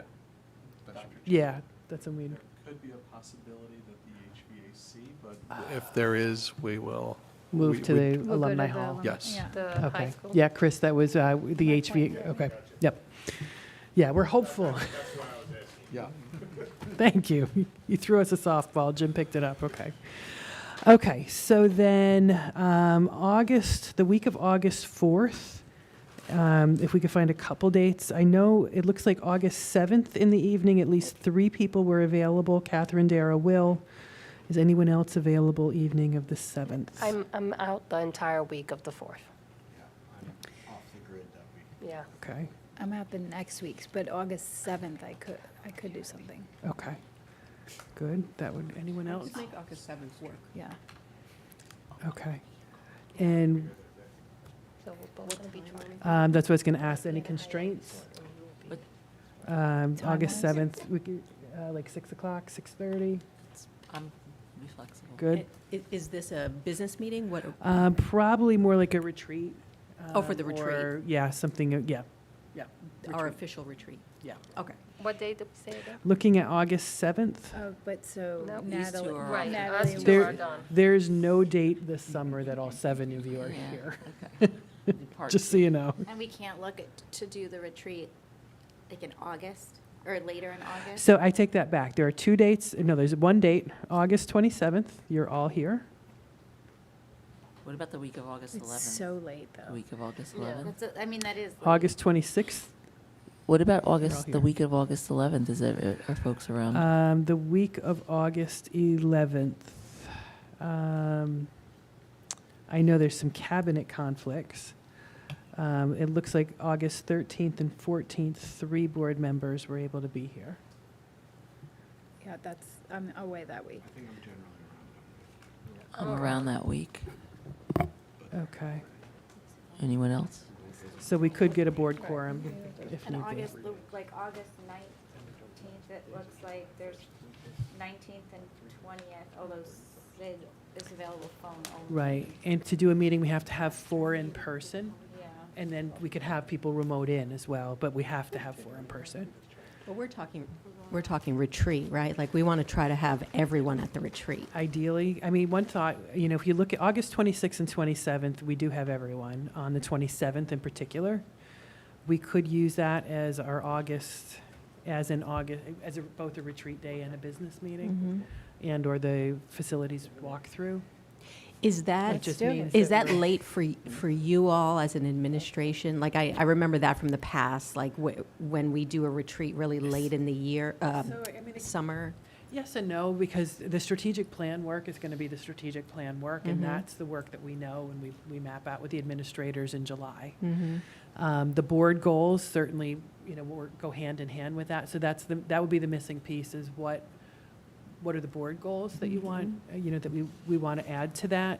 I would say our board goals are generally aligned to the strategic plan, so it's probably not a huge departure if Yeah. we have to wait until August to really nail those down. One strategy could also be, I've reached out to the consultants we used in the past. Unfortunately, one of them has retired. Oh, good for Um, them. Not shocking. No. So I haven't heard from the other one yet. So, I know part of our process before was they had one-on-one meetings with board members, and they started to kind of help, streamline how do we, synthesize focus areas. I'm wondering if there's a way to maybe start that work during the summer so that we at least, we've got a sense when we walk in on the, late August of where the direction is. Yeah, if we're going to do it late August, we have to be very efficient and have, Yes. have something, almost something to react to, Yeah. react to. Right. Yeah. Yeah, I think we And, can't come in, I think the way that we've done the retreats in the past few years have been really great, having Yeah. Everybody. goals to react Yeah. to. I wonder too if there's a way to do, if we can't all get together and there's certain sessions or the executive, like just a couple mini workshops or focus, like things or something that brings then everybody together at the end. Right, we could think about some kind of process throughout the summer to. Yeah, so if not everybody's there, but at least like different little working groups maybe to keep it moving and then we all come together, Right. at the end. Right. Okay. So, the other thing I would say is we could do the retreat that day and then just approve the goals at our first September meeting. We've done that many years. Okay. Okay, So- so we won't have to finalize them Right. and turn them around that evening? Exactly, Okay. yes. Yeah, we could do the pre-work Which during the we've summer. also done. Ask, the consultants to come then with a draft, or we come Yeah. with a draft on the late August meeting and business meeting, and then discuss and, refine them there, and then approve in September. Okay. And Well we can, then, same thing with dates and committees, we can do all the pre-work on that. so let's I think we do need that. to- I Are you like- guys, I think are you that- good with that? I'm okay with that. Yeah. Okay. So the ideal would then be if we could do, since it's going to be a business meeting and part retreat, if we could do like from noon or 1 on August 27th through whatever we can endure. Yeah. Yeah. We can map that out. Couple out, few hours of retreat, couple hours of meeting. Oh, superintendent's conference. Sorry. We could still do the evening, What date are we looking at right now? The August 27th? 27th. Okay. Wait, was it That's another two day? parts, the evening of the Is it August, 27th August and 26th, but it was an afternoon, 2, 3, 4, 5. Oh, it's the evening, to August 26th. We've got the 2 evenings back to back, the 26th and the 27th. In July is nothing available in July, like late July, for anyone. I'm gone the week of the 20th. I'm at a conference, I'll be out. of So pocket. July 22nd and last week of July. 23rd looked promising in the afternoons, but I don't know if that's any good. I could I had Jackie, Natalie, this is 22nd, Jackie, Natalie, Anne Marie, Sid, and Will had question marks. And then pretty much same thing for the afternoon of the 23rd. And- And the I evenings, think the question mark was, I'd rather not in the afternoon, yeah. but I can do it if it's kind of, What if it's evening? yeah. But is that for the retreat? Are we Well, we're kind of, We're just trying to we're find trying to dates. find dates. The 20, are you talking So you're 27th, gone that 22nd and week, the 23rd? 22nd and the 23rd, Yeah. you're I not. could do the evening, I can make the I evenings work can for be here that. on the 21st, and I have to make a flight on the 22nd, so depending on Yeah, when it is, but that would be a little stressful to try to. yeah. And Have to- it doesn't seem like it's very good availability on the 21st. I think the retreat at the end of August is, I think so I think too. it's important for the retreat that we're all there. I think so too. Yeah. Yeah. And I like this idea of working with the consultants ahead of time so they can help synthesize things for us to react to. Maybe, Dara, Mini your idea of discussions. like the working groups, like Yeah, little mini discussions and then, little mini, Yeah. yeah. So maybe, the 26th, is that also superintendent's conference day? Or is that the 28th? 27, 28. So, that could be another option if we could do afternoon on the 26th and evening. It's Pardon? new teacher orientation. Ah, new teacher. Okay, so we got the 2 evenings of the 26th and the 27th. We- 26 and 27, or 27 and 28? August 26th and 27. And when you say evenings, is that like 6 Um, on, what would you say? It could be whatever we want it to be. I'm Around, thinking like- 5, 6. Yeah. The sooner we start, especially Yeah. if we're doing Like 5 to retreat work. 9? Yeah, Yeah. we could do like 5 to 9. Yeah, I Okay. think Do some dinner. days we've done it in some Yeah. years, 5 to 9. Okay, so we could do. Let me think about that. Do you have a preference either way? August 26th and 27th, 5 to 9. 27 is better for me. Okay. That matters. Yeah, no, that's helpful. What I want to think about is like, where in there do we want it and need it? If we were to do it late afternoon board meeting, is that, are you at all? As long as I know ahead of time, I can make Okay. that work. All right, Not for the 27th, the 26th. Like before it'll be- 5? I can't answer that question right now. right, okay. All right, so let's at least think about the evenings of the 26th and 27th, maybe dip into the afternoon. We could maybe even do some of like the building tours or Yeah, something. because I was going to say, we still need to do building conditions. Right, and we don't all have to be there. That's another thing too. That ideally, I know everyone loves to, but it may be that we have just a representation of the board instead of the whole. Okay, I so think that right we now, the agreed. 26th and 27th in the evenings, we're Yep. looking to, and then, okay. Okay, so we've got those two. We've got retreat at the end. We've got next week's business. We've got reorg. The only other thing I'd ask is can we find a midsummer? I think we did find a couple. We said we could potentially do August 13th or 14th, as well as or August 7th. I think we had enough there. Yeah. I can do any of those. I could do the 13th and 14th, not the 7th. Same Okay, for me. 7th would do. Okay, all right, I'm gonna circle those for now, because that gives us at least a quorum, and that's not retreat, that's just if we need for some other business. Okay, thank you very much, I'll summarize this. I was send going it to say, back can to you send that out? Yes, I'll send it back out, and then we'll square up, But yep, we're with we're Chris, putting a hold on the, with Valerie, with the cabinet. we're putting a hold on the 13th and 14th? August 7th, 13th, 14th. August 7th, I thought was a no, or is that, No, there's enough. there's Yeah, enough, There's okay. 5 of you. All right, Yep, so and- August 7th, 13th, 14th, And August 26 and 27. okay. Out of those three, the 13th would be the worst for me, if that, again, if that factors in it anyway. Okay, Evenings, or we're, probably evenings. okay. Yeah, probably evenings, based on what I'm seeing here. Okay, thank you. I'm sorry to take the time, but I appreciate you enduring that. It's very helpful to us. Okay. Took long. I'm not saying it was quicker this evening than the emails that we were sending. Yes. back. Sometimes you got to do the old-fashioned way. That's right, just sit in a room and get And it Doc- done. And Dr. Champ, those are for regular board meetings? It's going to depend. Or, okay, just hold it for the board. Yes. Okay, Yeah. got it, I Yeah, got it. Okay. Meetings, retreats, some Something. combination of the two. Okay. Yep. Okay. 4.2, do we have any Board of Education committee reports? We do. Yes, We we do. have We had 2 this week? audit. That's right. What else was there? Bond steering. We had Oh, bond steering okay. this morning.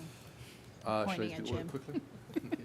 In audit, we were joined by PKF O'Connor Davis, our external auditor. We reviewed several aspects of the 24-25 audit and some new GASB pronouncements for anyone who's interested.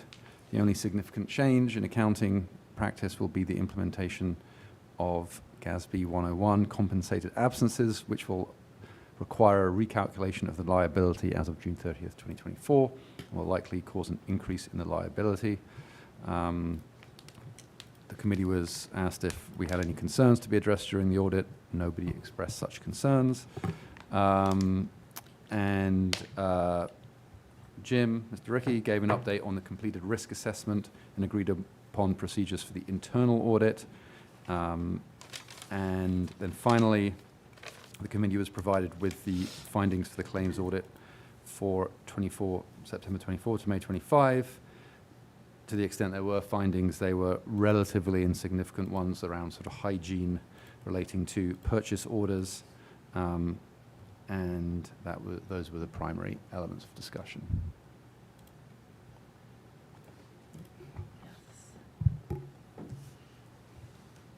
Do we want to talk about bond steering now? Or Sure, I yeah. could bring Yeah, do a brief update. So this morning, we had our bond steering committee meeting.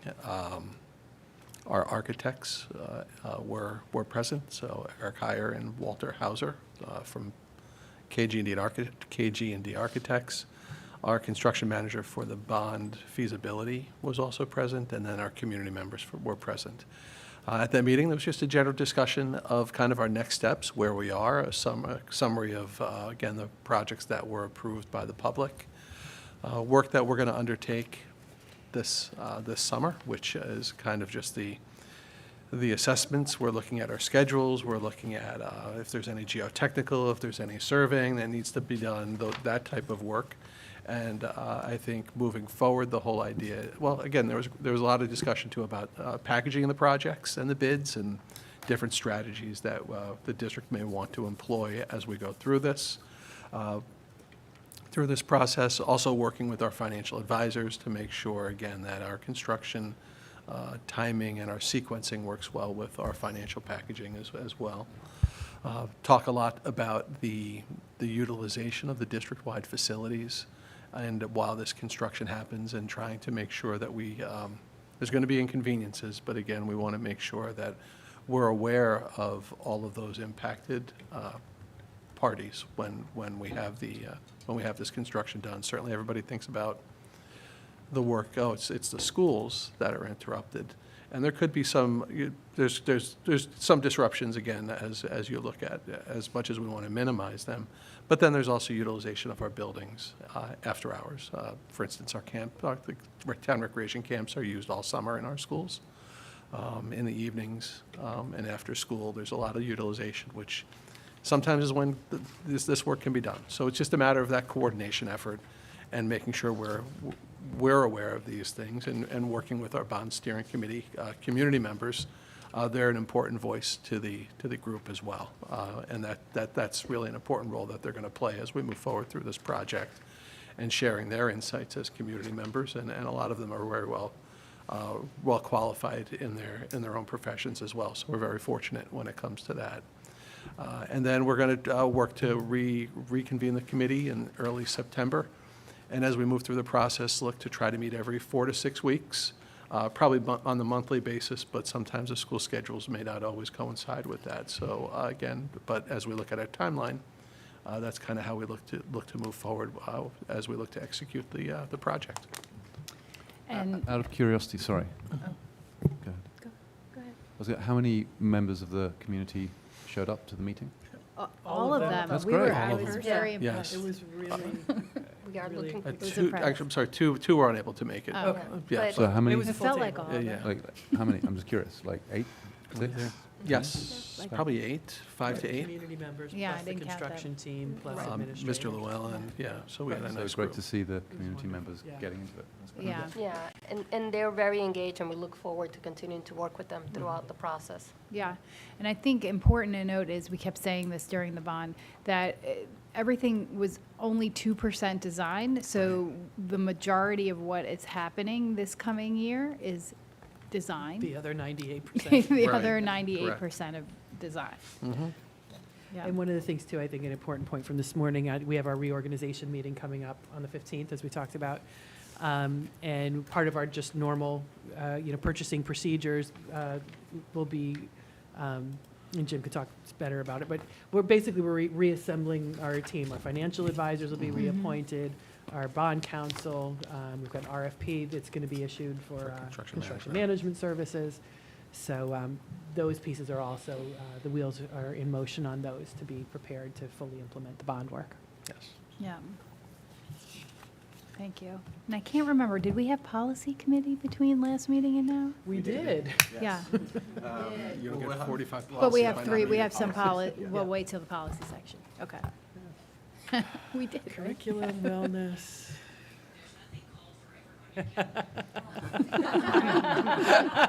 Siri doesn't agree about policy. That's fine. Everyone's listening. Yes, they are. Okay, I think that's it. Okay. Next, we have 4.3, Assistant Superintendent's Update on Personal Growth and Achievement. Great. So as we close out the school year, our buildings are full of activity. Teachers and staff are wrapping up final and Regents assessments, completing grading and reporting, saying goodbye to students for the summer, and already beginning preparations for the year ahead. It's an exciting and busy time, and we're incredibly grateful for the tremendous effort put forth by our teachers, our leaders, monitors, and staff and faculty to ensure a strong finish to this school year and a smooth transition to next. And I just want to thank the everybody for our ongoing support of our schools and our students and our staff. Additionally, over the past few weeks, our secondary students have engaged in the 2025 administration of the New York State Regents examination. This testing period lasted from June 4th to June 25th. Over that time, over 1,500 Regents examinations were administered and graded throughout the high school. Dr. Titone is our testing coordinator at the high school, and it's a group effort with our directors, Dr. Callahan and Suzanne Short, ensuring that the administration of those examinations meet all standards. So thank you to the proctors, and most importantly for students for sitting and taking all of those examinations. We are closely monitoring scoring and outcomes. They will become official over the course of the summer, and we will report that to the board and to the public, and then also we will use that information to inform our curriculum adjustments and our support of teachers and students moving forward. And then over the summer, our buildings remain very, very busy, particularly Hutchinson School, because we have some work going on here in the middle school. So we will be running many of our programs, our summer programs, out of Hutchinson School. We have over in Hutchinson, we have our Summer Stars Extended Learning Academy for elementary students who've been identified through data who could use support over the summer going into next school year and mitigating any summer slide.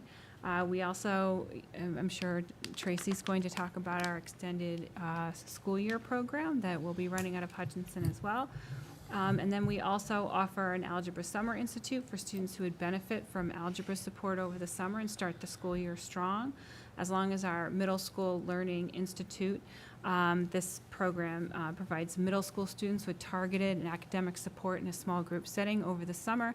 And we're adding E&L support that will be funded by a Title III grant through our federal grants this summer. So all of that will be happening. It's an exciting time. We have coordinators, Dr. Titone and Mr. Llewellyn will be coordinating all summer programs. And we'll be in touch with them regularly to make sure that all students get what they need throughout the summer. We're excited to continue offering these programs for students this summer and appreciate and are grateful for the board's continued support for providing students with the resources they need to succeed. And this is just out of curiosity. Title III is a federal. It's federal money. It's federal money that the district has not had before. We have. We have had it before. I don't remember. We had some carryover funds this year that we chose to allocate towards adding E&L support over the summer program. I see. It's not. We do not get it's not a high number for Title III money, and quite honestly, there was a threat to not give it at all this year, but I heard that's what I want to that we will be getting Title III monies for next year. And anyway, this is carryover that wasn't used previously. Okay. Yeah, and I would just add too, in prior years, because our amount is generally so low, we've been part of a consortium. Yes. So the consortium. And we are now, yeah. Yes. Yeah. So there were some changes around that too. Yes. Consortium changed, but that's why you probably didn't hear a lot of it in the past. Yeah. So that's great though, to be able to have the additional funds to supplement the summer programs. Okay. Thank you. Any questions? Okay. Thank you. Next, we have 4.4, Assistant Superintendent's Update on Belonging and Wellness. Hi, everybody. So also very busy time as we finish up in my world as well. We continue to hold meetings to the bitter end, very last week of school. I myself was chairing one last week. So all of the staff are still busy completing documents and finalizing and entering information. I also want to echo Dr. Comerford's sentiments, for the staff that's involved in special education world meetings. It's a tremendous amount of work. We've held over 780 meetings alone during annual review season. It's a lot, and the commitment to our students by the staff, their dedication, every IEP that's written, every CSE meeting attended, every thoughtful communication with families. It's just, they do such a tremendous job, and they really do a lot. They're the glue that keeps the kids together, keeps them motivated, makes sure that they're encouraged and held accountable at the same time. So I'm incredibly thankful and grateful to everyone who's involved in the process. Just also a little bit of a side note, and worthy of mentioning. We have two part-time contracted workers, but they've been with the district for a very long time. Miss Terry Belmont, our district physical therapist, is retiring at the end of this year. And Miss Jenny Wallach, who was our teacher of the hearing impaired, is also retiring. And they've been with the district for quite some time. So I just wanted to make sure I publicly acknowledge and thank them as well for their service to the district and to the students and the families. So we're working on replacing them, and we've got that covered. As Dr. Comerford mentioned too, we're busy planning for our special education extended school year program. This is driven by IEP recommendations for those students who would otherwise experience substantial regression if they weren't exposed to instruction or therapies over the summer. It's a small program that we run. I met with the co-coordinators and the staff yesterday just to make sure everyone's on the same page as far as expectations and getting ready to welcome the students. And that program runs July 7th to August 15th, and that's 9 to 12. In addition, I believe the board knows, we have a new 812 class that's starting at Hutchinson in the fall. We're also busy planning for that, ordering materials, getting the teacher up to speed, working with Miss Keene Thompson on the space. So we're very excited that that is in the process and that will be up and running for the fall. We are continuing our work over the summer as well with our BOCES partners on the RECUBS grant. That's something that Dr. Comerford, Dr. Champ, and I are a part of. That will be work that's related to MTSS and SEL work or anything, and I believe we have a full-day meeting with them on July 17th to continue that work. Also over the summer, I'll be continuing to work with our 504 consultant to continue to build out the work in that area, a training schedule for the teachers. She did meet with the secondary staff during Superintendent Conference Day and was very well received, and we're probably going to do something for elementary staff as well. Also, in terms of responsive classroom, I know Dr. Champ mentioned that in the year-end report. We did move to a new model this year, so I met with Dr. Carr and Ms. Garcia and our responsive classroom partners the other day to kind of wrap up how the new model went. They did give a survey to the teachers as well to see how they liked the new model. And what we were able to do in this new model is pick 10 teachers and do a deep dive in coaching with those 10 teachers. So we were provided a summary that was shared with Dr. Carr and Ms. Garcia, and the anecdotal qualitative data, because they did both, they got that. Coaches were described as open-minded, thoughtful, encouraging, kind, offering amazing ideas and resources that were successfully implemented. The coaching and consulting experience positively impacted classrooms, providing teachers with practical strategies for effective behavior management and creating more organized and supportive learning environments. So it was a real positive takeaway with this model. Part of what we also discussed with Dr. Carr and Ms. Garcia, because this new model financially only allows us to focus on 2 buildings at a time, what they can do in their building on the off year. So the responsive classroom partners offered a lot of great resources to Dr. Carr and Ms. Garcia, books that could be used as a book study during PLC time. Responsive classroom also has their own, if we want teacher leaders to go and do some sessions, they could do that. So there's a lot of opportunities to keep the work going in those buildings on the off year. Just today, this morning, I met with the partners and Susan Kramer-Gilbert and Jen Keene Thompson to get ready to plan for the coaching next year for Hutchinson and Siwanoy. So all real positive. In terms of counseling, the high school and middle school counseling departments, very, very busy time as they're working on their year-end. Really, the work is focusing on finalizing schedules, working on kids that have conflicts. So that's a big part of their time. Entering final grades, contacting any parents where there are failures. Also working on finalizing the transcripts with seniors that have to go to colleges, any of our senior student athletes, transcripts that have to go to the clearinghouse. So real busy time for them as well.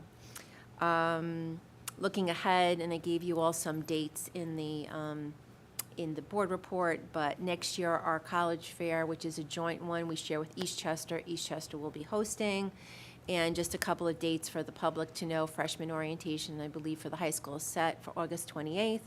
I'm waiting to confirm with Ms. Sabia what the freshman orientation is going to be for our rising sixth graders and our Kids in Action program, which is the special education kids that are transitioning up to the middle school. So just a couple of dates. And financial aid night is September 24th. So anyone wants to put them on their calendars before they take off for the summer. Lastly, in terms of nursing, the nurses were also busy closing up their offices, making sure all the medication was picked up. We're not allowed to keep it in the building over the summer, finalizing their back-to-school letters that are going to go out in August. So a lot of working ahead, planning ahead there.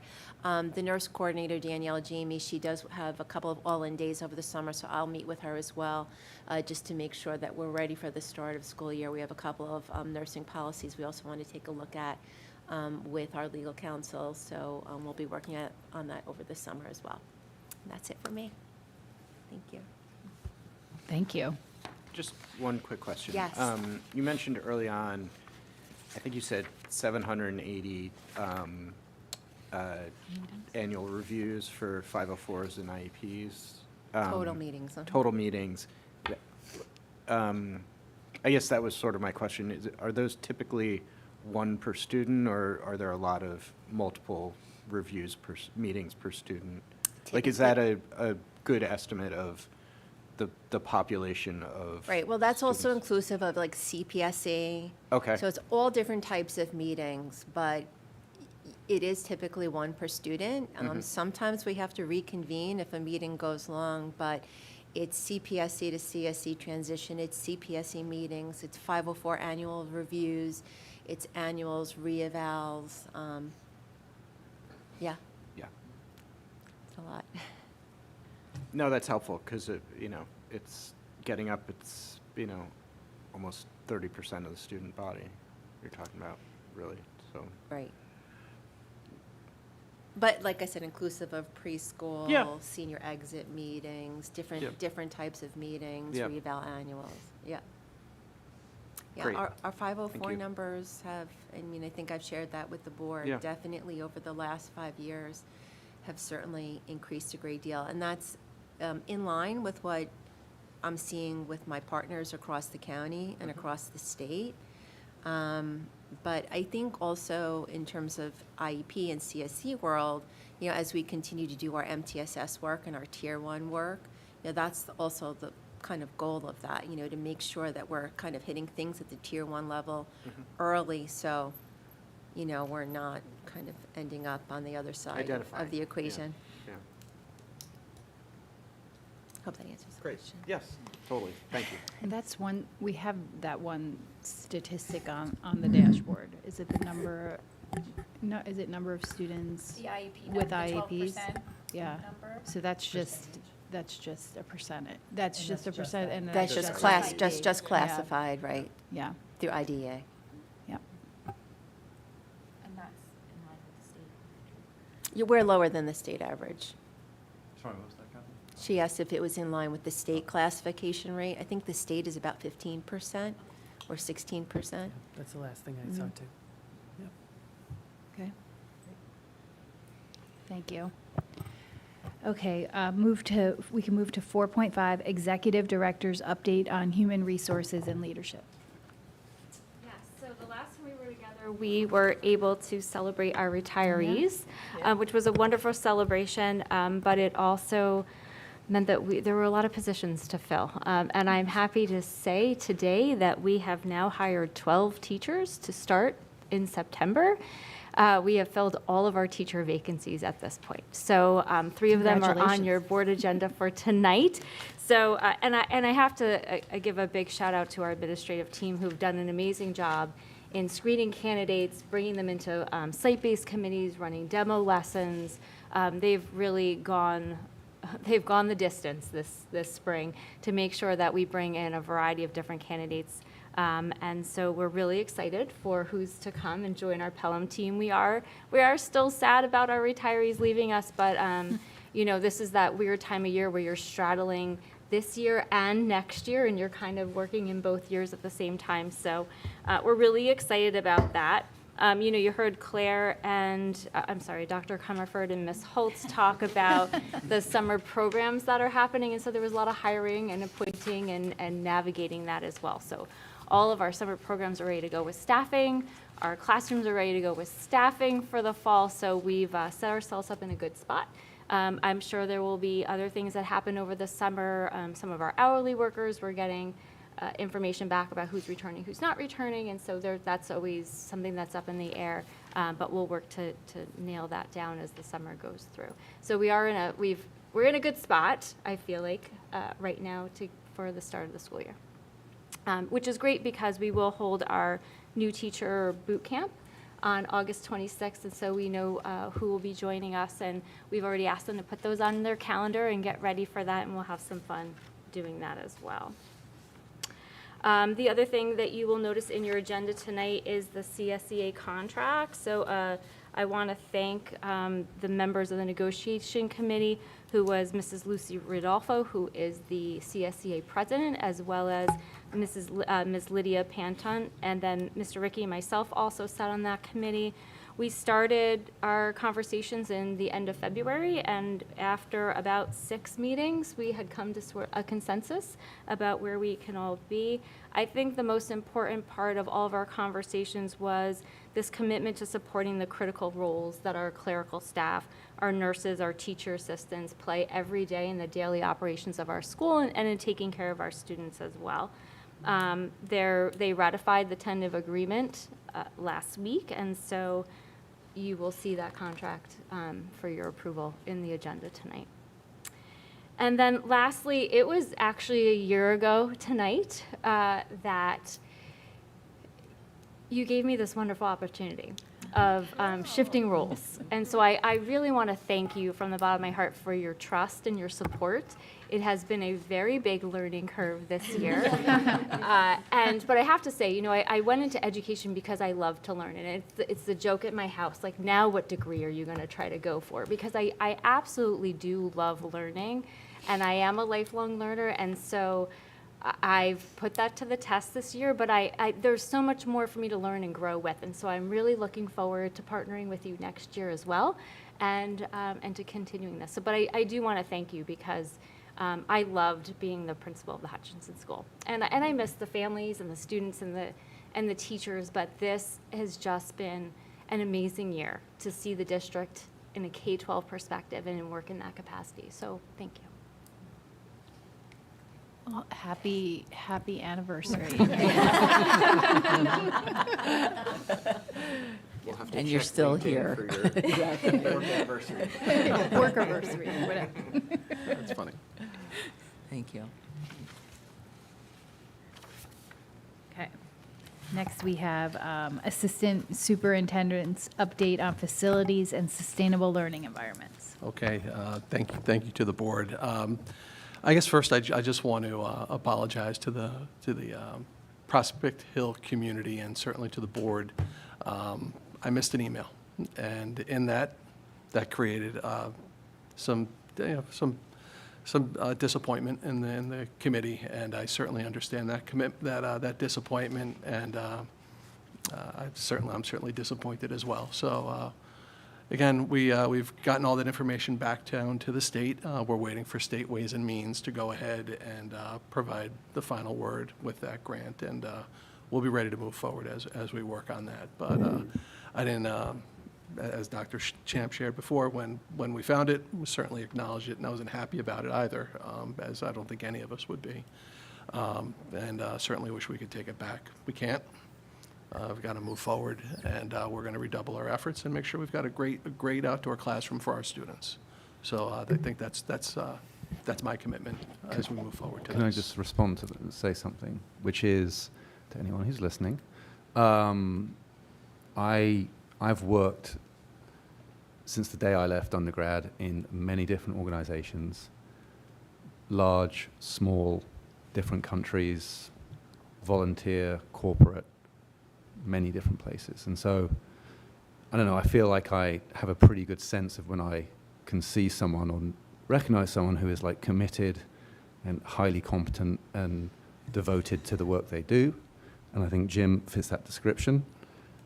mistakes happen to be made. It's unfortunate, but I think it would be extremely inaccurate and very unfair if anyone misinterpreted a mistake being made to be a lack of commitment or expertise or competence to the job.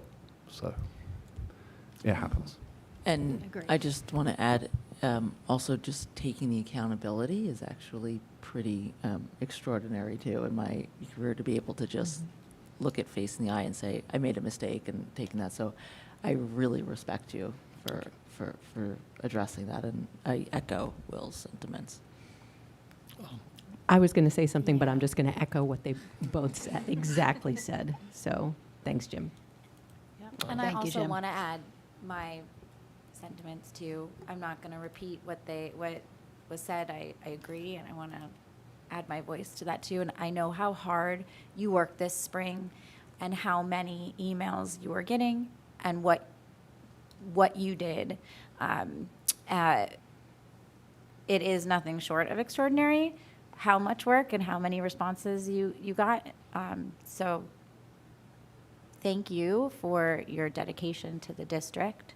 And I am in agreement with, I think, those of us who have spoken already. Thank you. It's been uncomfortable, but thank you. You said really nice things, and I messed up, so I certainly, I do appreciate it. And again, we're gonna move forward, and we're gonna make sure that we have a great outdoor classroom for our students. Moving forward with some other things, we certainly have been busy. We did have an audit committee meeting this week, where earlier in the week, actually, our auditors came and started their pre-work for the external audit for the end of the 24-25 school year, which is amazing because it feels like they were just here. We had our bond steering committee meeting this morning, in that we shared that we do have 2 RFPs out right now for bond counsel and for a financial advisor. As I shared with our vendors, this is not based on performance, it's just certainly based on time, and we do this on a regular basis. So we're out on the street right now, and we hope to have a recommendation to the board by the reorganization meeting on July the 15th. On July 1st, we'll be advertising for our construction management services. That's not something we're going to have receive responses for until July the 25th, and at that time, there'll be an evaluation process. And again, I would envision us convening a committee for that, some representatives of the board, some professional staff, to make sure we're able to look at our construction management proposals and see what we can do, and then we'll bring that proposal forward to the board in one of the numerous meetings in the mid to late August timeframe. But That's this one is of the many things that we may need time for. exactly. It's one of those things that are very helpful. This evening, you'll see there's an item on the agenda kind of about different reserve allocations and allocation of fund balance. Again, these resolutions were discussed at the June 11th Finance Committee meeting. They're consistent with prior directions given by the board. They can be changed by the board in the final audit. And as you review the resolutions, you'll see that many include up to amounts, and that's kind of because we don't know exactly what the final exact numbers are going to be. So we've got some corridors in which to do this. What you will see is that there is a drawdown of fund balance, and that will show as a deficit, and that's there was intentionality to that as part of the board's actions in building the budgets. So the use of those one-time funds, and as we budget some fund balance dollars into our budget. So as we move forward, and that's something else we talked about in the Finance Committee, that's something we want to make sure we're at the right balance in the use of fund balance. Because as we move forward to our next step, a couple of years, we're going to be going to the financial markets, and we're looking at our bond ratings, and end-of-year fiscal goals and fiscal performance is an important part of that. You may not feel it right now, but the HVAC system is limping along on this building on Juneteenth. I was just going to say, what? I know. I can't feel my fingertips right now, but I swear. We do not need a new, no. It's really struggling. On the Juneteenth holiday, it chose to once again take a break on us. So we were grateful that we got it up and running, and we're really pushing it to the end of this year. We expect that HVAC replacement time period to be in the July 15th to August 15th time period, where The units are being manufactured we learned a lot. They're being manufactured in Minnesota, in the great state of Minnesota, and they should expect to be shipped around July the 15th. So there's some pre-work that has to be done, some disconnects and other things, and we'll probably have 2 days when we see a crane out here over the summertime period. So we're really excited about that. The original Glover Field, the field inside the track, that field has been removed. So that work started this week, which was great. So we're moving along on that project. I think it's going to look great from 3,000 feet, not only at street level, but at 3,000 feet as you fly over the field too. It's really going to pop, as Mr. Condon would say, and again, the kids are really going to love it. I think the field was beginning to show some wear. Maybe you could have limped it along for another year, but I think the decision was right to replace it at this time, and we expect to have it up and in service for the beginning of the school year. So we're very excited about that. About 18 months ago, 2 budget years, we ordered two Ford pickup trucks, 2 Ford Mavericks, and they arrived last week. So you'll see us retiring on the next agenda. We'll ask the board to retire our 2 old trucks that should have been retired probably 12 months ago, and we'll have those new units up and running once we get them registered with DMV. So I had a question for you. Is Yes. that Pelham blue? It So is- they're blue.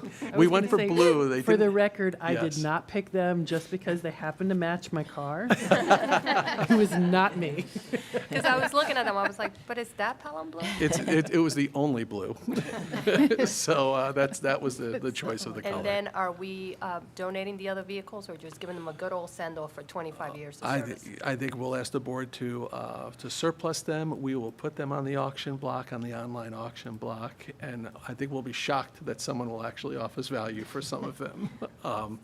But we will do that the way we regularly do it. I expect it'll be an old van and a Suburban, a green Suburban, which was actually donated to the district many years ago, and I'm sure the family that donated never expected it to go as long as it did. We didn't, but it did. We have submitted our application to the state for universal free lunch for next school year as part of Governor Hochul's proposal. It includes universal free breakfast and free lunch. We've submitted that application to the state according to the necessary timelines, so we're just waiting for that deadline, but we're excited about that. Yes, Dr. Champ? I shouldn't ask questions I don't know the answer to, but I'm going to I'm anyway. nervous now. Taking a risk. With that application, would that be free breakfast at all schools or at certain identified schools based on criteria? So if schools participated in the breakfast program, breakfast would be free. So at this point in time, not all of our schools participate in the breakfast program. If they chose to participate, it would be at that point in time. So I guess the answer is yes. It's just up to whether or not there's a demand to offer that breakfast. But lunch will be Lunch will for be- New York State. free. Yes, and I should say first lunch will be free. Right. If they want the second slice of pizza, The second slice of pizza is not free. or the cookie and the Gatorade. Or the cookie or the zero Gatorade. Right. which I'm is- trying to cut down my costs. Figuring how much your bill is Everyone gonna go enjoys a down or great not. zero Gatorade, so, exactly. So, again, we talk about the meal shaming policy that the state has, where, again, if students' meal balances are zero and it's a first lunch, they receive that meal, and there's no comment to the student or anything else, your balance is this or your balance is that, that's not spoken.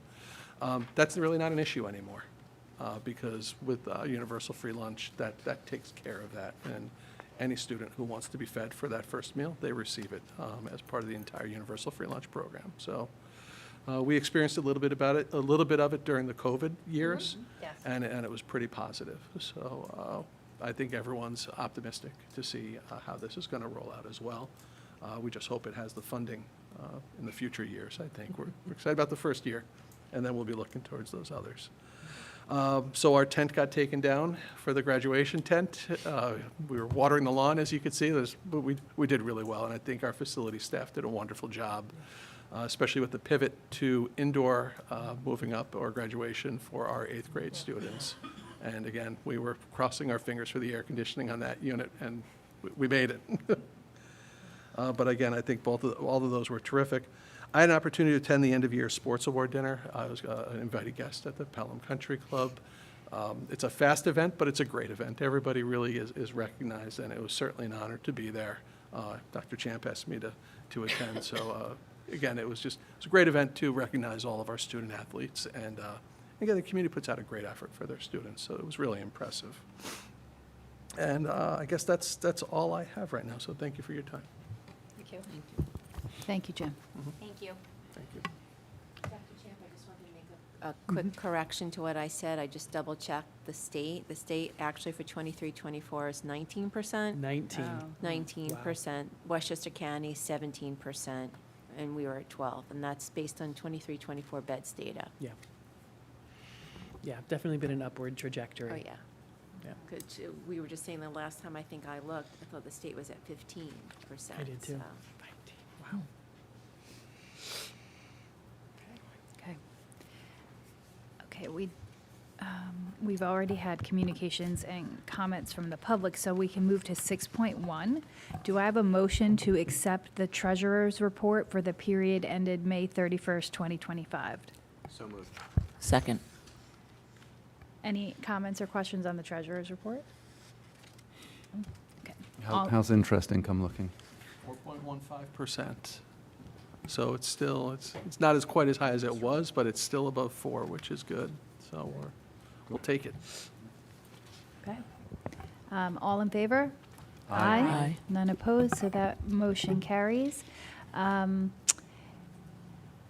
Do I have a motion to approve 2024 to 2025 budget transfers? So moved. Second. Any comments or questions on these? No? All in favor? Aye. None opposed, so that motion carries. We can move to 6.3. Do I have a motion to approve memorandum of agreement with the CSEA and the Pelham Union Free School District Non-Instructional Employees Unit? So moved. Second. All in favor? Aye. None opposed, so that carries. Great. Do I have a motion to take the numbering I have here is different, so hold on. Okay. 6.4 to 6.8 as a consent agenda? So moved. Second. And these are special education agreements. Any comments or questions on these? No? All in favor? Aye. None opposed, so those motions carry. Yeah, do I have a motion to take, I'm going to take 6.9 to 6.15? So move. As a That- consent agenda? You can actually go 6.16. Oh, Oh, to go to 6, oh, okay.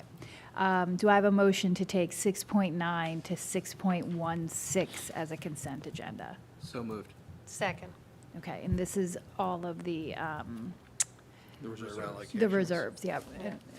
Okay, And can I just, Jim, this is setting the corridors for allocations, that's correct. correct? That's correct, yes. Yeah. And then the board will come back once we have final closeout of the budget from this year and then do, Right, when Final the final audit is completed, we expect to be in these corridors, and then we would ask the board for final approval of the audit when we finish that process.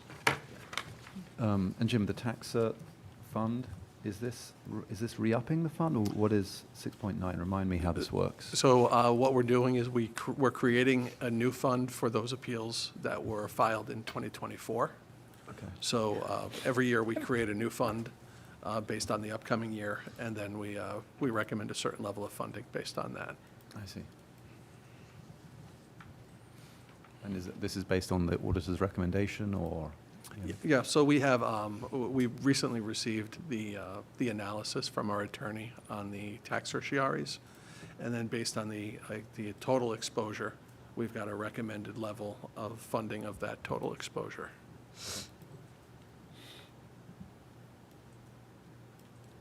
Okay, any other questions? Okay, all in favor? Aye. None opposed, so those carry. We can move to 6.7. Do I have a motion to approve a project to construct the batting cage at Glover Field is a secret type 2 action. So moved. So moved. Second. This is one of a friendship, right? It says Yeah. Glover, This is but- a friendship working Oh.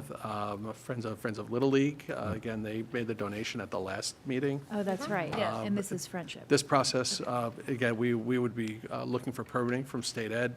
When you go through that process, state ed will ask you for a secret resolution. So that's, again, making sure we're just putting all of our documentation in order prior to that filing.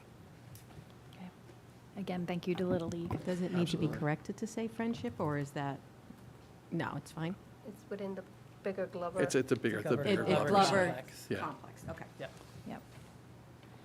Okay, all in favor? Aye. None opposed, so that motion carries.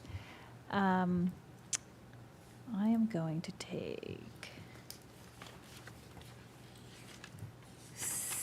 do I have a motion to take 6.18 to 6.23?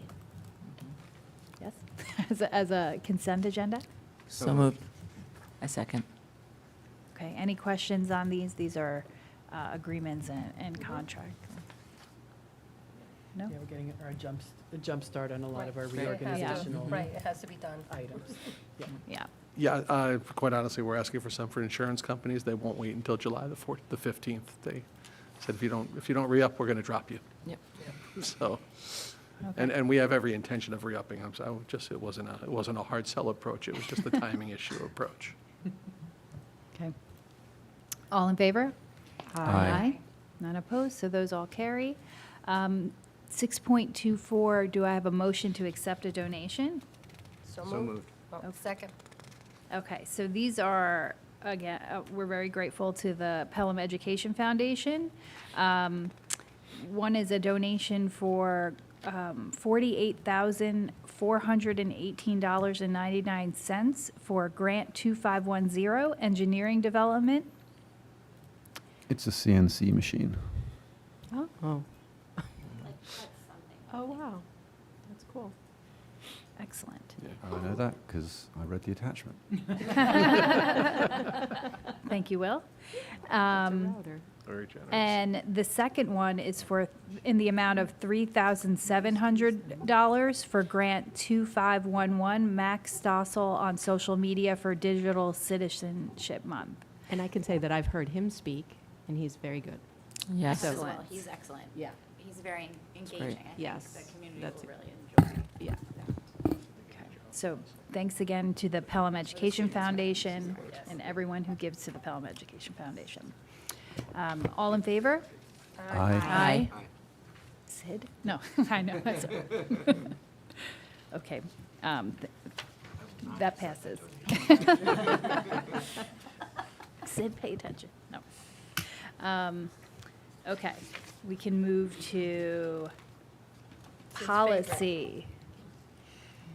We have 3 policies, 7.1, 7.2, and 7.3. This one is the second reading of our digital device or internet-enabled device use policy. The second one is for the nomination and election of Board of Education members, and that's been adapted to take into account the new student board member coming on board. And then the third one, and Sid, you can take it away from here. The third one is the conference travel expense reimbursement first reading. The district is changing the way they handle reimbursements. Yeah, I think the main changes for overnight travel for conferences and the like, moving to a system where we would use the federal GSA standards for per diem payments, rather than sort of collecting receipts for every meal Yeah. and hotels, and the GSA is also weighted based on costs in the relevant area, so it's sort of more connected to expected costs. Yeah, I Jim, know- feel free to jump in if there was anything. I think you captured it effectively. It is indexed to different regions, and then also as time goes on, and the years pass by, those expenses or those levels match inflation or whatever the realities of costs are as they move forward. And using the GSA, I think we felt it was representative, and it's certainly used by many other organizations as the reimbursement basis. So if we talk about the digital device, I'm just going back to the beginning now, the internet-enabled device use policy. Does anyone have any comments or questions? Have we received any feedback? No. I know Mr. We have not, Mr. Llewellyn. Llewellyn sent out something today. Did he send us an email today? I know that he was, I can't remember, Yeah. I saw the draft. of Yeah, it, yeah, so yeah. I don't Yeah, remember it might have went out when it's going out. It might have went out today. Yeah, but we haven't received any feedback since the presentation, other than I think people just wanting to know, what the plan is. Yeah. So we've, fielded a couple direct emails, but I think his communication will, it's pretty, I think it was pretty clear. So it's going to be an adjustment, but we'll be ready for it. Okay. So if the board is ready, we can actually waive the third reading and approve the policy. Yeah, we would actually appreciate that, because that enables us to then get whatever's needed into handbooks. And I think there's a requirement that it be adopted, I think it was by August 1st. August 1st, Yeah. yeah, the communication needed to go Yeah, out. so this will be before one less August. thing for us to have to do at the reorg meeting, if we waive the third reading tonight and adopt. Okay. And so I would say the same thing for the student board members as well. Ready to do that? Yeah, I'm Okay. okay with that. Can I do that in one motion? Motion to waive and, no. We usually do two. Two motions, all right, I'll do two. Saying I thought I Two could, is but safe. we'll do it. Do I have a, can I have a motion to waive the third reading of the internet-enabled device use policy? So moved. Second. All in favor? Aye. Do I have a motion to approve the internet-enabled device use policy? So moved. Second. All in favor? Aye. Aye. Okay, none opposed, so we have I'm like, should we clap? We have a digital device use policy. We do. So, That was exciting, guys. Yeah. for our district. yes. I look forward to hearing updates and how it's going. We'll have student board reps, so they can give you some Excellent. Yeah. Oh, That I would be look forward to excellent. that. Excellent to hear We'll from them. We'll And hear it's we'll hear it actually- firsthand, how it's Yeah, going. I'd say Mr. Llewellyn and I started the interview process today, so we'll be finishing that up Friday, and we'll have board members fantastic, actually. selected That's to great. join us effective July 1. Awesome. Great. Okay. I'll move to 7.2. Do I have a motion to waive the third reading of policy 1210, Board of Education members nomination and election? So moved. Second. All in favor? Aye. Do I have a motion to approve policy 1210, Board of Education members nomination and election? So moved. Second. All in favor? Aye. Thank Okay, you. so that policy is also approved. Great job, Sid. 45. It takes a village. Still on your roll. Okay. We can move to Section 8, Superintendent's Personnel Recommendations. Do I have a motion to take 8.1 to 8.3 as a consent agenda? Can So I make a moved. request? Oh, I'm sorry. Go ahead. I want to abstain on 8.3. Okay. So can we do a consent on 8.1 and 8.2? And do 8.3 separate? Sure, And I'm going to abstain too from the same one. from the same one, because my son is. Because Yeah, your- because because my- your children are I- working for the I district. have a relative. Oh, a relative, yes. Okay. I have a relative. A relative. I'm sorry, I named what type of relative. Okay, it's a child. Do I have a motion to take 8.1 and 8.2 as a consent agenda? So moved. All in favor? Aye. I told her I wouldn't vote against her, so.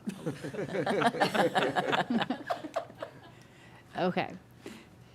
Do I have a motion to approve Schedule 8.3, Schedule C? So moved. Second. All in favor? Aye. Any abstentions?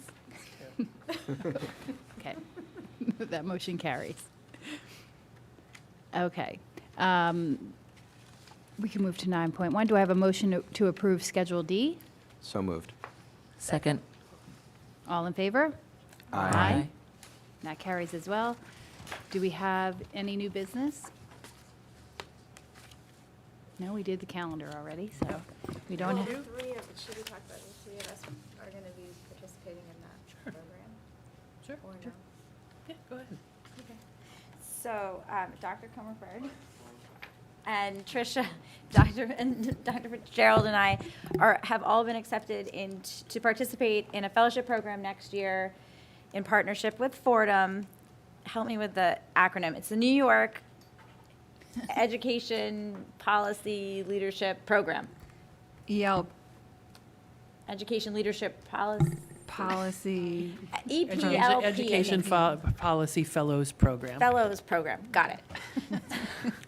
EPSP. Dr. Champ is a graduate or Yes, a I am a completer graduate. of the program. Yes, And also John Sabalas. correct. Right. That's right. So we've had 2 people already go through it, so it's going to be a fun experience for us next year. We're going to be learning a lot about, well, you can probably talk to it more. We've just done the info session and Yeah. know in theory what we'll be learning about, but it's a lot about dissecting policy, understanding what goes into writing and reviewing good, solid policies that are student-centered and the ideology behind the principles of it. Is that like kind of? Yeah, I think it's understanding policy, the function of policy, but then also really digging into what is happening, understanding policy issues at the state and national level and how those impact schools. So it's an incredible experience. It's usually senior leadership, board members, cabinet, superintendents from, they'll have the New York cohort, it'll be like the New York City cohort, but then there's opportunities throughout the year then to partner with